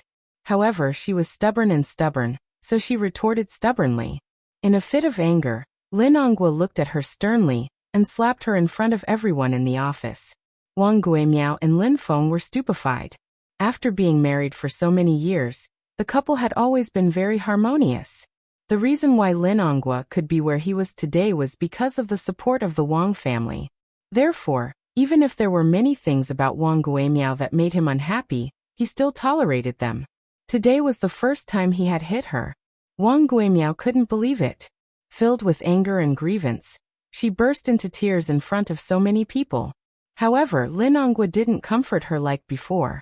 Looking at her, he felt even more embarrassed. He had long lost his patience with her. Wang Guimiao did not study much. Not only was she uncultured, but she also had a low EQ, which caused him a lot of trouble. He had repeatedly warned her that there would always be someone better than her. When she was outside, she should not be too arrogant and domineering. Instead, she should keep a low profile. Given his position, he had to be careful in everything he did. The slightest carelessness could lead to a bottomless abyss. There was nothing wrong with keeping a low profile. How many people had died because of their high-profile style? However, Wang Guimiao did not understand this logic. Today she had caused a huge disaster for him. Thus, even when she cried, he couldn't be bothered to comfort her. He was still worried about it. His heart was in a mess. He didn't know what to do at the moment. Wang Guimiao was crying beside him, which made him even more upset. The couple had a big fight because of this. Chapter 1600. In his anger, Lin Hongua yelled at her, Wang Guimiao, oh Wang Guimiao, do you know who you've offended today? Do you know? The person I've offended today can kill me with just one finger. Perhaps with just one word from him, my great future will be ruined. She shouted disapprovingly. What are you afraid of? Don't you still have my family? Why are you so agitated? She was so self-righteous that it was impossible to reason with her. Lin Hongua was so angry that he laughed. His face was ferocious, and he had never lost control like this before. Haha, Wang Guimiao, I told you that you're a frog in a well, but you don't believe me. How powerful do you think your Wang family is? It's just tens of millions in assets. In other people's eyes, the Wang family is just a nouveau riche. Do you understand nouveau riche? Do you think you have the ability to go against the Mu family? It can't be that serious, right? What do you mean it can't be that serious? Don't you know how much the Mu group has? Hundreds of billions in assets. What kind of concept is that? There are many interests behind them. Even if they don't cover the sky with one hand, they're still a first-class family in the capital. Do you know what it means to offend the Mu family? They have connections in both the underworld and the government. With their background, who cares who you are? It's just a matter of opening and closing their mouths. I think you're muddle-headed. You still haven't recognized this point. F** King. Lin Hongua was so angry that he gritted his teeth. He pointed at her and said word by word, My F** King brilliant life will be ruined by your hands sooner or later. No. He paused and said sternly, The Lin family and the Wang family will both be ruined by your hands. These words were said in anger to scare her. However, he didn't expect that his words would come true.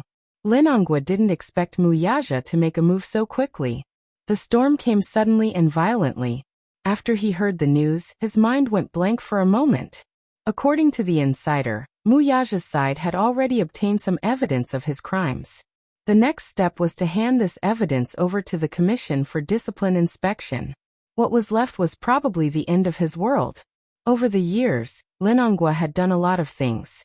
His black income should be more than 1 billion, and this was not a small amount. 1 billion was more than enough to sentence him to death, let alone prison. He was so scared that his heart palpitated on the spot. Wang Guimiao was so scared that she gave him 2 quick-acting heart-relieving pills before he recovered. Logically speaking, given how careful he was with his actions, it was unlikely that he would leave behind any incriminating evidence. Therefore, he was also skeptical about it.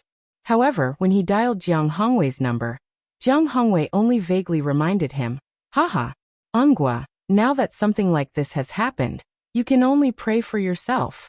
After saying that, he hung up the phone. Lin Ongwa was suddenly frightened. When he called again, he could not get through. Since Jiang Hongwei had already said so, he immediately felt disheartened. He went limp and fell to the ground, unable to come back to his senses for a long time. His first reaction was to run. Take the money and escape abroad, the further the better. However, when he thought about it carefully, even if he wanted to escape, where could he escape to? Muyaja must have had a backup plan. If he wanted to escape, it would be difficult for him to do so. He was determined to toy with him until he died. This man was rumored to be ruthless, but he had seen it with his own eyes. He was indeed ruthless. He didn't leave him any way out. Chapter 1601. He was in so much pain at the thought of his many years of hard work being destroyed in one day. He made a lot of phone calls, but he realized that he had accumulated so many connections overnight, but now, none of them had heard of him. At times like this, he had to be careful of which side he chose. If he was not careful, he would be implicated. No one was willing to help him, lest they get into trouble. He thought for a while and finally decided to bring Wang Guimiao to apologize to him personally. Perhaps he would be lucky enough to get his forgiveness. Thus the scene before him was born. Yu Yu stood expressionlessly at the door. He looked at the pleading couple without a trace of emotion in his eyes. How pitiful. Yu Yu said this coldly with an indifferent expression. Lin Ongwa saw his expression and was shocked by the little guy's calm state of mind. Usually, children of this age would run to their parents in fright upon seeing such a scene. However, at this moment, he stood at the door with his arms crossed and a cold expression on his face. Wang Guimiao looked at him with an ugly expression and felt extremely remorseful. She could not figure it out and found it strange. She had known about Yin Tianyu since he was in kindergarten, but she had only heard that he had a mother. She had never heard of him having a father. In the parents' group, it was said that the child was from a single-parent family and could not even be considered a single-parent family. His mother was still unmarried, so no one could say for sure how the child came about. It was said that he was an illegitimate child. His mother gave birth to him at the age of 18, which was an unmarried pregnancy. Many people looked down on her and despised her from the bottom of their hearts. Wang Guimiao looked down on her even more. Without an indomitable man in the family, it was indeed easy for people to gossip. A single mother would be subjected to a lot of malicious speculation and slander. Today, however, this child had a father out of nowhere. Moreover, this man's status was not low and was incomparably noble. He was actually one of the top figures in the Mu family. Even now, she still felt that she was in a dream. Who asked her to be unlucky, though? The only thing to blame was that she should not have gone overboard. Lin Ongwa went up to him and begged again. "Little master, can you please invite your father out? I have something to ask of you." "What is it? Can't you tell me?" Yu Yu said casually. Lin Ongwa was embarrassed for a moment, but he knew that this child was obviously making things difficult for him. Thus his face turned red. He clenched his teeth and actually knelt on the ground with a plop. It was late at night and the ground was cold. He knelt down, almost without hesitation. Yu Yu was not surprised to see him kneel down. At the same time, she looked at Lin Ongwa meaningfully and smiled. "Mr. Lin, why are you doing this? What are you trying to do?"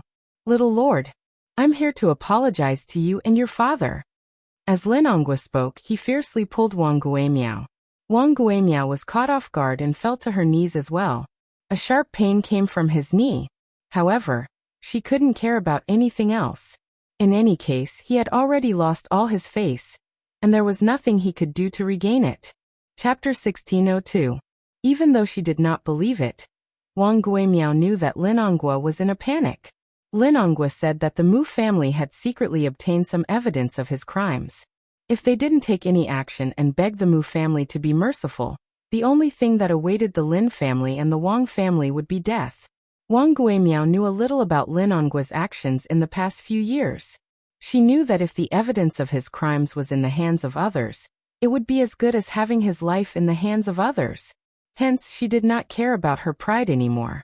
She knelt down and kowtowed as hard as she could under Lin Onghua's gaze. You. Auntie was wrong. Auntie was really wrong. Auntie shouldn't have called you a little b*****. Auntie shouldn't have listened to those rumors and humiliated you and your mother. Auntie knows her mistake. Can you forgive me? Then, she kowtowed as hard as she could. She was really kowtowing. She knocked her forehead on the ground so hard that her skin was bruised. However, she did it on purpose. She wanted to put on an act for him to see. A little bruise was nothing.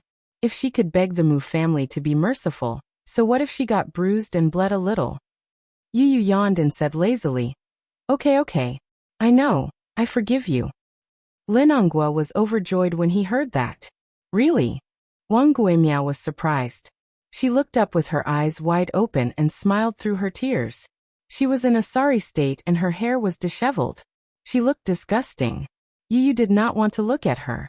Why should I be so calculative with an uncultured person? So now, all of you can disappear from my sight. Then, Lin Onghua and Wang Guimiao looked at each other in surprise. They did not expect that it would be so easy to get forgiveness. They had to admit that children were easy to trick. Just a little bit of self-injury and she would be soft-hearted. Lin Onghua rubbed his hands and chuckled. He asked tentatively, Then that tainted evidence. What evidence? Yu raised her eyebrows in confusion. It's like this. Chairman Mu, can you plead for me? Ask him to be merciful and let me off. Don't hand over those things to the Commission for Discipline Inspection. Yu was confused. I don't know what you're talking about. It's so cold outside. I'm going home. Wait. Like a drowning man, Lin Onghua called out to him hoarsely and asked, Yu, didn't you forgive your uncle? Yes, that's right. Then can you ask your father to let me go? This doesn't seem to work. Yu's lips curled into a sinister smile. My daddy hates you. Lin Onghua froze. Beside him, Wang Guimiao's joy turned to sorrow. The smile on her face froze in an instant, and despair appeared in her eyes. Yu said slowly, No one can change my daddy's decision. I'm sorry, Uncle Lin. After that, he smiled elegantly like a little gentleman and turned to go back to the villa. The door slammed shut, completely isolating Lin Onghua and Wang Guimiao from begging for mercy. That night it rained heavily. Lin Onghua and Wang Guimiao did not dare to leave. They insisted on kneeling at the door for the whole night. Yu ignored them. Chapter 1603. When the sun was about to rise, Yu got out of bed and opened the curtains, only to find the two still kneeling by the door. Wang Guimiao was in a daze and on the verge of collapsing as she leaned on Lin Onghua. After kneeling in the rain for an entire night, the two of them fainted on the ground.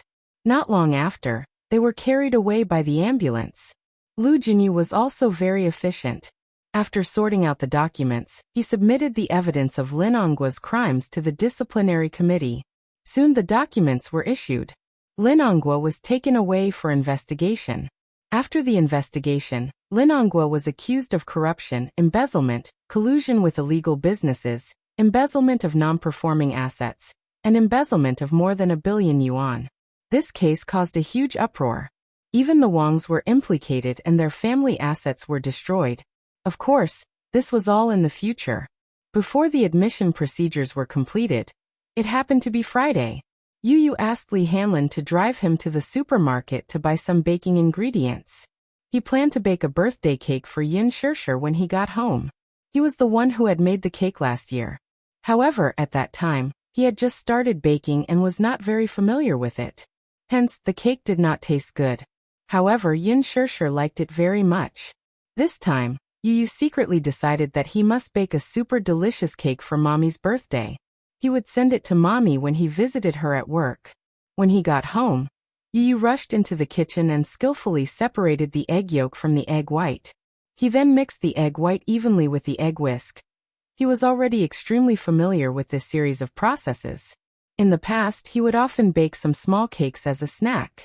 He used a mold to create a heart-shaped cake embryo and placed it in the oven. Then he started to think about what kind of cake he should make. After much consideration, he decided to draw a cartoon version of the family portrait on the cake. When Muyaja got home, he heard some noises coming from the kitchen. He walked in quietly and saw Yu with his head lowered. He was so focused that he did not notice Muyaja's presence behind him. He was making a fondant cake. At this moment, the cartoon version of the character was more than half done. Yu was very focused. Under the warm light, his handsome eyebrows and youthful side profile looked gentle and charming. From the side, his long and thick eyelashes were slightly lowered. His gaze was as gentle as water and his lips were slightly curved, as if he was smiling. Muyaja looked at his hands. It turned out that he was making a cartoon version of Yin Shirshir. He held the fondant sculpture in his hands gently and carefully, as if he was holding her in his hands. His and Little Ichen's figurines were already made on the cake. After he was done with Yin Shirshir, he began to work on Muyaja's character. Muyaja's interest was piqued. He was curious as to how he would look in this little guy's hands. Yu first made a round face for him, then a round body. Then he picked up a pen and dipped it in the icing. As if he was playing a prank, Yu deliberately drew a fierce face for Muyaja. When Muyaja saw this, he frowned slightly and said unhappily, "Why did you draw me so fierce?" "Wah!" Yu was startled by the sudden sound behind him. His hand trembled, and the pen drew a distorted line on the doll's face. Thus, Muyaja's mouth became crooked. Muyaja was speechless. Chapter 1604. He looked at the sugar figurine with a crooked mouth and turned around, feeling wronged. He said angrily, "Daddy, why did you stand behind me without saying a word? It's very scary, okay? I didn't do it on purpose. Who knows how timid you are?" Muyaja said innocently, "Look at the birthday cake you made. The three of you look so cute, but you made me look fierce. I object." Objection overruled. Yu held up the sugar figurine in his hand and looked left and right.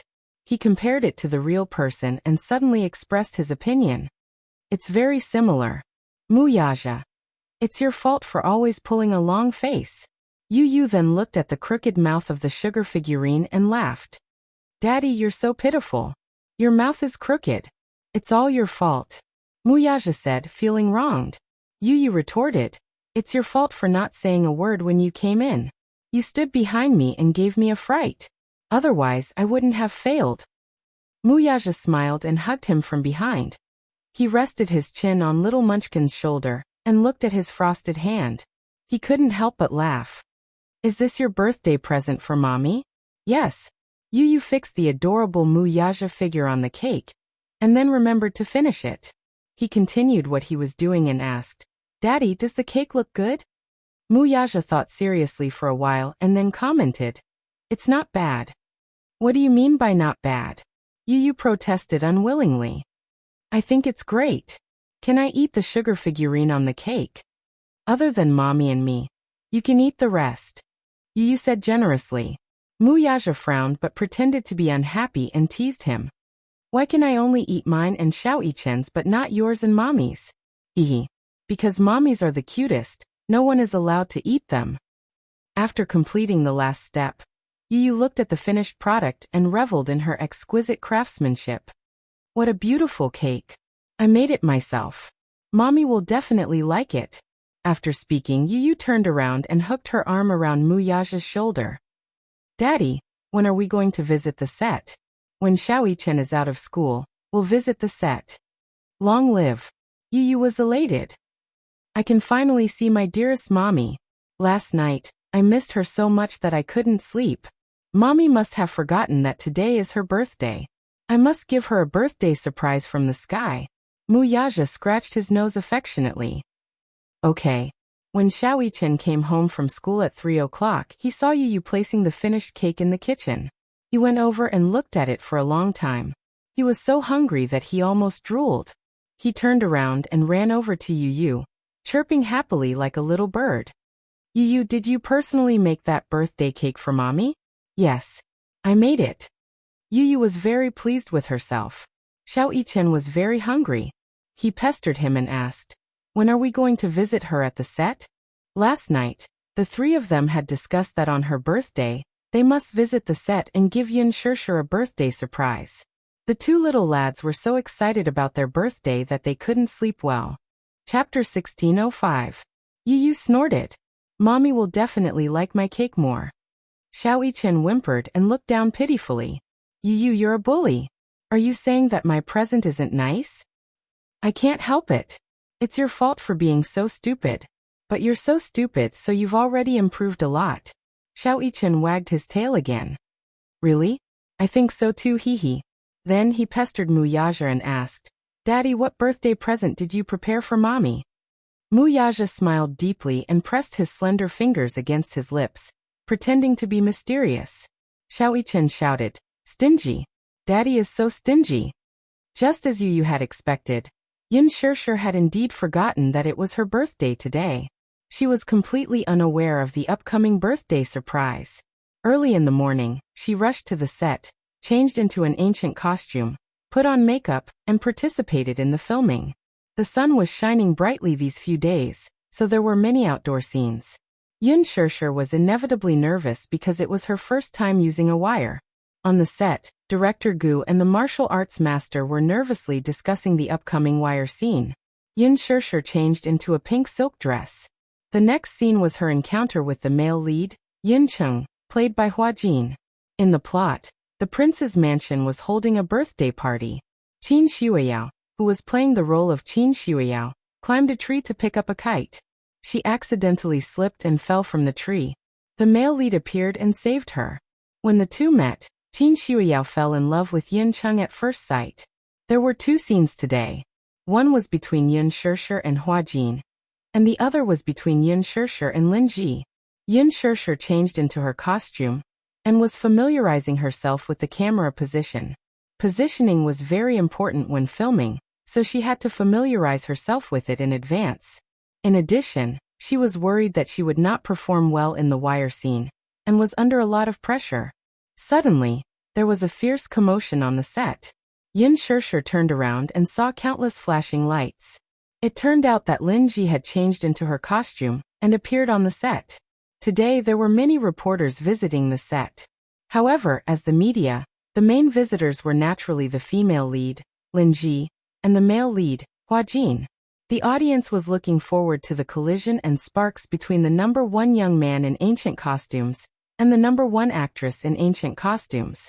Therefore, as soon as Lin Ji appeared on the set, all the reporters were on the move. They aimed their cameras at her and flashed wildly. Many other actors and actresses were looking at Lin Ji enviously. As expected of Lin Ji, as the female lead, she has so many media reporters visiting her. How glorious! A female supporting character sighed with envy. Who knew if these reporters were hired by her? Lin Ji hasn't been in the limelight recently. She's not even as popular as Yin Shirshir. These reporters might have been hired. Another supporting character cursed inwardly.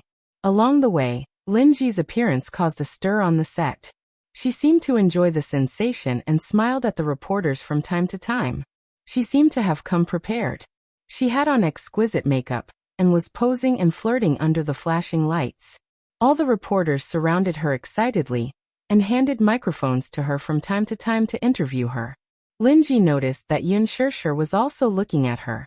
The corners of her mouth curled up and her eyes revealed a smug look, as if she was silently showing off. Yin Shirshir frowned. This Lin Ji. Chapter 1606. Didn't she know that her pretentious appearance made her look like a clown? She turned around and continued reading her script. Gu Xiaoyang heard the commotion and turned around abruptly. He frowned when he saw Lin Ji surrounded by reporters. Director Gu had a strange temper. He was very particular about the rules of the set. During filming, he strictly forbade any form of visits, let alone a high-profile one like Lin Ji's. If the media were to enter the set during filming, It would be detrimental to the set. It wasn't that they weren't allowed to visit the set, but they were filming and were not allowed to do anything unrelated to the filming. Old Zhang, where did these reporters come from? Director Gu asked with a frown. The script editor shook his head. Director Gu slammed the table and said angrily, "Didn't I order time and time again to seal off the set during filming and not allow any media or fans to enter?" Director Gu, "I've already sent people to seal off the set. I don't know what's going on either." Director Gu threw down his script and walked up to Lin Ji. He waved his hand and said, "Now is not the time to visit the set. Get lost." Director Gu was known for his fiery temper. The reporters didn't dare to offend him, so they scrambled away with their equipment at his command. Lin Ji was left behind with an awkward expression. Director Gu, Gu Xiaoyang didn't wait for her to explain and scolded. "Shut up. Lin Ji, didn't I warn you not to cause any trouble on set? You're acting in my film as the female lead. Do you think you're good at acting? Or do you think you're so good that you can be so lawless and arrogant on set? How dare you let the reporters in during filming? Don't you know that I hate it when outsiders come in during filming?"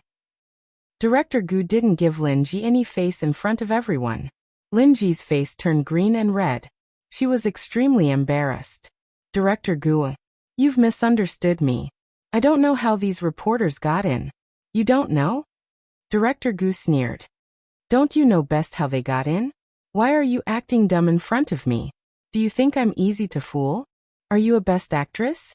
Or an A-lister? Why did those reporters only take pictures of you and not the others? Do I have to be more straightforward? Why did you disregard the interests of the crew and consider the feelings of others? Have you considered my thoughts?" Gu Xiaoyang mercilessly exposed her in front of everyone, making Lin Ji even more embarrassed.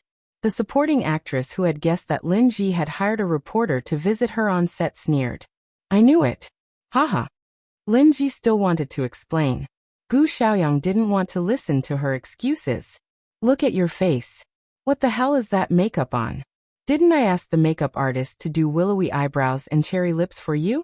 Take a look at yourself and look in the mirror." Lin Ji hired a reporter to visit her at work. In order to look more photogenic, she especially asked the makeup artist to put on Korean-style makeup. Gu Xiaoyang scolded her harshly. Lin Ji felt too ashamed to show her face. Director Gu. Lin Ji's eyes were misty with tears, and she was about to cry. She deliberately acted pitiful in order to gain Director Gu's understanding. Chapter 1607. Lin Ji, I'm warning you for the last time. Don't play any more tricks. If you anger me, I don't care if you're the female lead or not. I'll cut you into a side character. I'll also give you a heads up while I'm at it. Anyway, the filming has just started, so it doesn't matter even if I kick you out of the cast. Don't blame me for falling out with you when the time comes. Anyway, the female lead in his heart was never this actress. If she were to play any tricks again, he did not mind kicking her out, and replacing Yin Shirshir with her was exactly what he wanted. Yin Shirshir was the Qin Changle in his heart. Not only did she look good, but her acting skills were also better than the actress's. Alas, the actress was one step ahead and snatched the role from him. Gu Xiaoyang was still sulking because of this matter. Lin Ji's financial backer had invested a lot in the movie, so Director Gu suppressed his anger. Go wash my makeup and redo it, Gu Xiaoyang said and left. Under the mocking and curious gazes of the crowd, the actress could only grit her teeth awkwardly and return to the dressing room unhappily to do her makeup. The director walked over to Yin Shirshir, who was seriously reading the script. He nodded in satisfaction when he saw that she was focused on it. Only then did he return to discuss the wire arrangement with the martial arts director. Mushi happened to be delivering water to Yin Shirshir. When she saw this scene, she excitedly went up to her and said with a smile, Shirshir, the director has been looking at you just now. What? He stood beside you and looked at you for a long time. I think he saw that you were seriously reading the script, and was very satisfied with your attitude. That's why he smiled in relief. Yin Shirshir smiled and said, Mushi, I'm a little nervous. I heard that if I'm not careful with the wire, I'll fall down. Oh please. Do you think the martial arts director on set is just for decoration? Don't worry, it'll be very safe. Mushi comforted her. Huajin also finished his makeup and rushed to the set. Yin Shirshir looked up and saw him appear. She was stunned. His first reaction was that Huajin's title of the best young actor in ancient costumes was not undeserved. He was dressed in a crescent white robe and had an elegant demeanor. His handsome hair was draped over his shoulders, and his beautiful and exquisite facial features were embellished with makeup. His beauty was even more breathtaking. Her charm was so outstanding that it overshadowed the beauty of the female lead. Her every frown and smile was captivating. This was the first time she had acted with Huajin in a scene. Hence, it was also the first time she had seen Huajin in his ancient costume. It wasn't that she hadn't seen Huajin without makeup. His skin was very good, his facial features were very three-dimensional, and his eyebrows and eyes had the unique charm of an ancient handsome man. His charming eyes were like silk, the corners of his eyes were long and narrow, and when he looked back his smile was enchanting. Yin Shirshir's mind wandered for a moment before she exclaimed in shock, "Gosh! Huajin's ancient costume shocked me." At the side, Mushi also came back to her senses. Shirshir. Gosh. Huajin's ancient costume is so stunning. Even if it's the real person, it's better than many of the photos of young actors in ancient costumes. It's so beautiful. She could not suppress her voice, so everyone heard her praise and could not help but look over. Even Huajin could vaguely hear her excited voice. He looked in Yin Shirshir and Mushi's direction with a meaningful gaze. Yin Shirshir felt embarrassed. "Mushi, can you speak a little louder?" Chapter 1608. Huajin suddenly walked toward Yin Shirshir. Yin Shirshir was stunned. She turned around and thought that Huajin was going behind her, but she realized that there was no one behind her. When she turned around, Huajin was already in front of her. He was not as tall as Muyaja, but he was still very tall at 1.8 meters. When he bent down to look at her up close, she could even see his flawless and perfect skin. It was as if it could be broken by the slightest breeze. What was even more stunning was his pair of deep eyes that seemed to be bewitching, and could make people fall for him uncontrollably. Mushi was already stunned when she saw Huajin walking over. Yin Shirshir came back to her senses and pursed her lips. She could not help but take a step back. Just as she took a step back, Huajin took a step forward. Yin Shirshir frowned and took 2 more steps back with displeasure in her eyes. Huajin, on the other hand, smiled and took 2 more steps forward. His strides were bigger than hers, so he could not wait to be right in front of her. Yin Shirshir could even feel his warm breath on her forehead. Her heart was beating like thunder. This man, what was he trying to do? He approached her silently, just like the first time backstage at the press conference. Yin Shirshir could not understand what he was trying to do. Huajin's good-looking lips curled up. He lowered his head to look at her and smiled. "Are you shy?" When he spoke, his voice was gentle and pleasant. His voice was not as rough as a man's, nor was it as deep and mellow as Muyaja's. Instead, it was as magnetic as a clear spring. Yin Shirshir could not help but ask, "What are you trying to do?" "Yin Shirshir." He called her name and smiled devilishly as he tilted his head slightly. "It's our first time acting together." "Yes. So." Huajin dragged out the last word and suddenly blinked at her. "Don't you think we should cultivate some chemistry?" Mushi, who was standing at the side, finally reacted. Seeing this scene, her eyes twitched hard. No matter how one looked at this scene, why did it seem like Huajin was flirting with Shirshir? Could it be, was Huajin interested in her Shirshir? However, at this moment, Mushi was completely immersed in Huajin's beautiful side profile, and had no time to care about anything else. Yin Shirshir laughed dryly.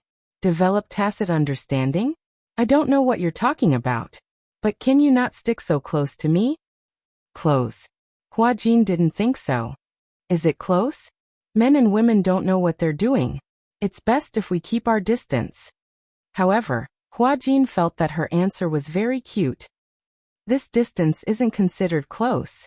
He lowered his head slightly and whispered into her ear, "Little fool, between men and women, only negative distance is considered close."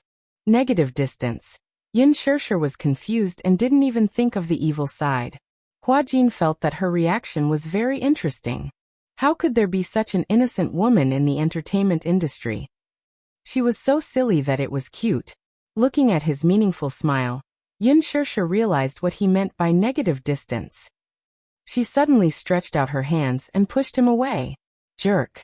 Do you think it's fun to tease me like this? With that, Yin Shirsha glared at him fiercely and walked around him. Hua Jin pursed his lips and covered his mouth to hide his laughter.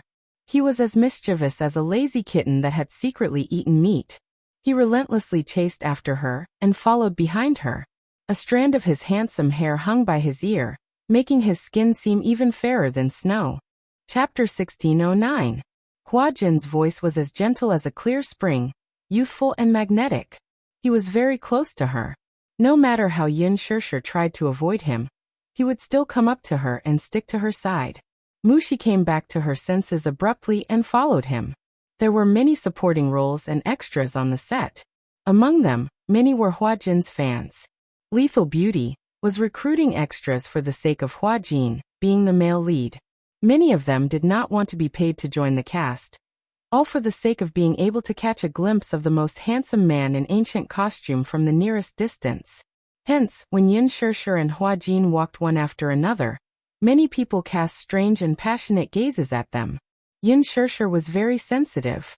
When she realized that there were many piercing gazes on her, she became even more annoyed with Hua Jin. She originally admired Hua Jin's costume. However, this handsome man who looked noble and otherworldly was actually like this in private. He seemed to like to be ambiguous. Yin Shirsha frowned. Her footsteps quickened as she walked to her seat and sat down. Hua Jin immediately dragged a small stool over and sat opposite her. How old are you? Yin Shirsha flipped open the script and ignored him. Her indifference did not make him retreat. Instead, Hua Jin's eyes were filled with interest. Shirsha, pay attention to me. Yin Shirsha looked up and glared at him with a distant gaze. Shirsha is not for you to call me that. Hua Jin, please keep a distance from me. Hua Jin's eyes lit up when he heard this. He smiled slightly. Shirsha, you're finally talking to me. Why do you want me to keep a distance from you, though? He lazily propped his chin with both hands, his beautiful eyes smiling. I don't want to keep a distance from the person I like. Hua Jin, you haven't started filming yet. Yin Shirsha suppressed her anger and turned around, not wanting to talk to him. Go away and don't bother me. Shirsha, you're so cold to me. Hua Jin leaned forward slightly. Looking at your ****** appearance. Are you even 20 years old? Mushi passed a blanket to Shirsha from the side and said with a smile. Shirsha is already 24. Seeing that she had been betrayed, Yin Shirsha turned pale with fright. She raised her head abruptly and glared at her assistant. Mushi, you. Mushi knew that she had misspoken and bit her lower lip in frustration. Hua Jin's eyes widened slightly when he heard this. 24 years old. Then. She was about to reject him when he sweetly called out, Sister. This man. Yin Shirsha sucked in a deep breath of cold air. She could not hold it in any longer. Ever since she joined the production team, she had always kept her manager's words in mind to keep a distance from Hua Jin. She did not know what kind of demon was in this man's mind, but whenever he saw her, he would stare at her with an unfathomable gaze. Now he even took the initiative to tease her. She could not chase him away. Did he not know how to read people's expressions? Couldn't he tell that she was annoyed with him? The moment the other supporting actresses saw Hua Jin, they surrounded him with adoration. Hua Jin's beauty could move anyone's heart. Hence, many people on the set wanted to strike up a conversation with Hua Jin. However, Hua Jin seemed to be aloof to everyone, so they knew that they were not interested. Now they saw Hua Jin taking the initiative to chat with Yin Shirsha, but Yin Shirsha ignored him.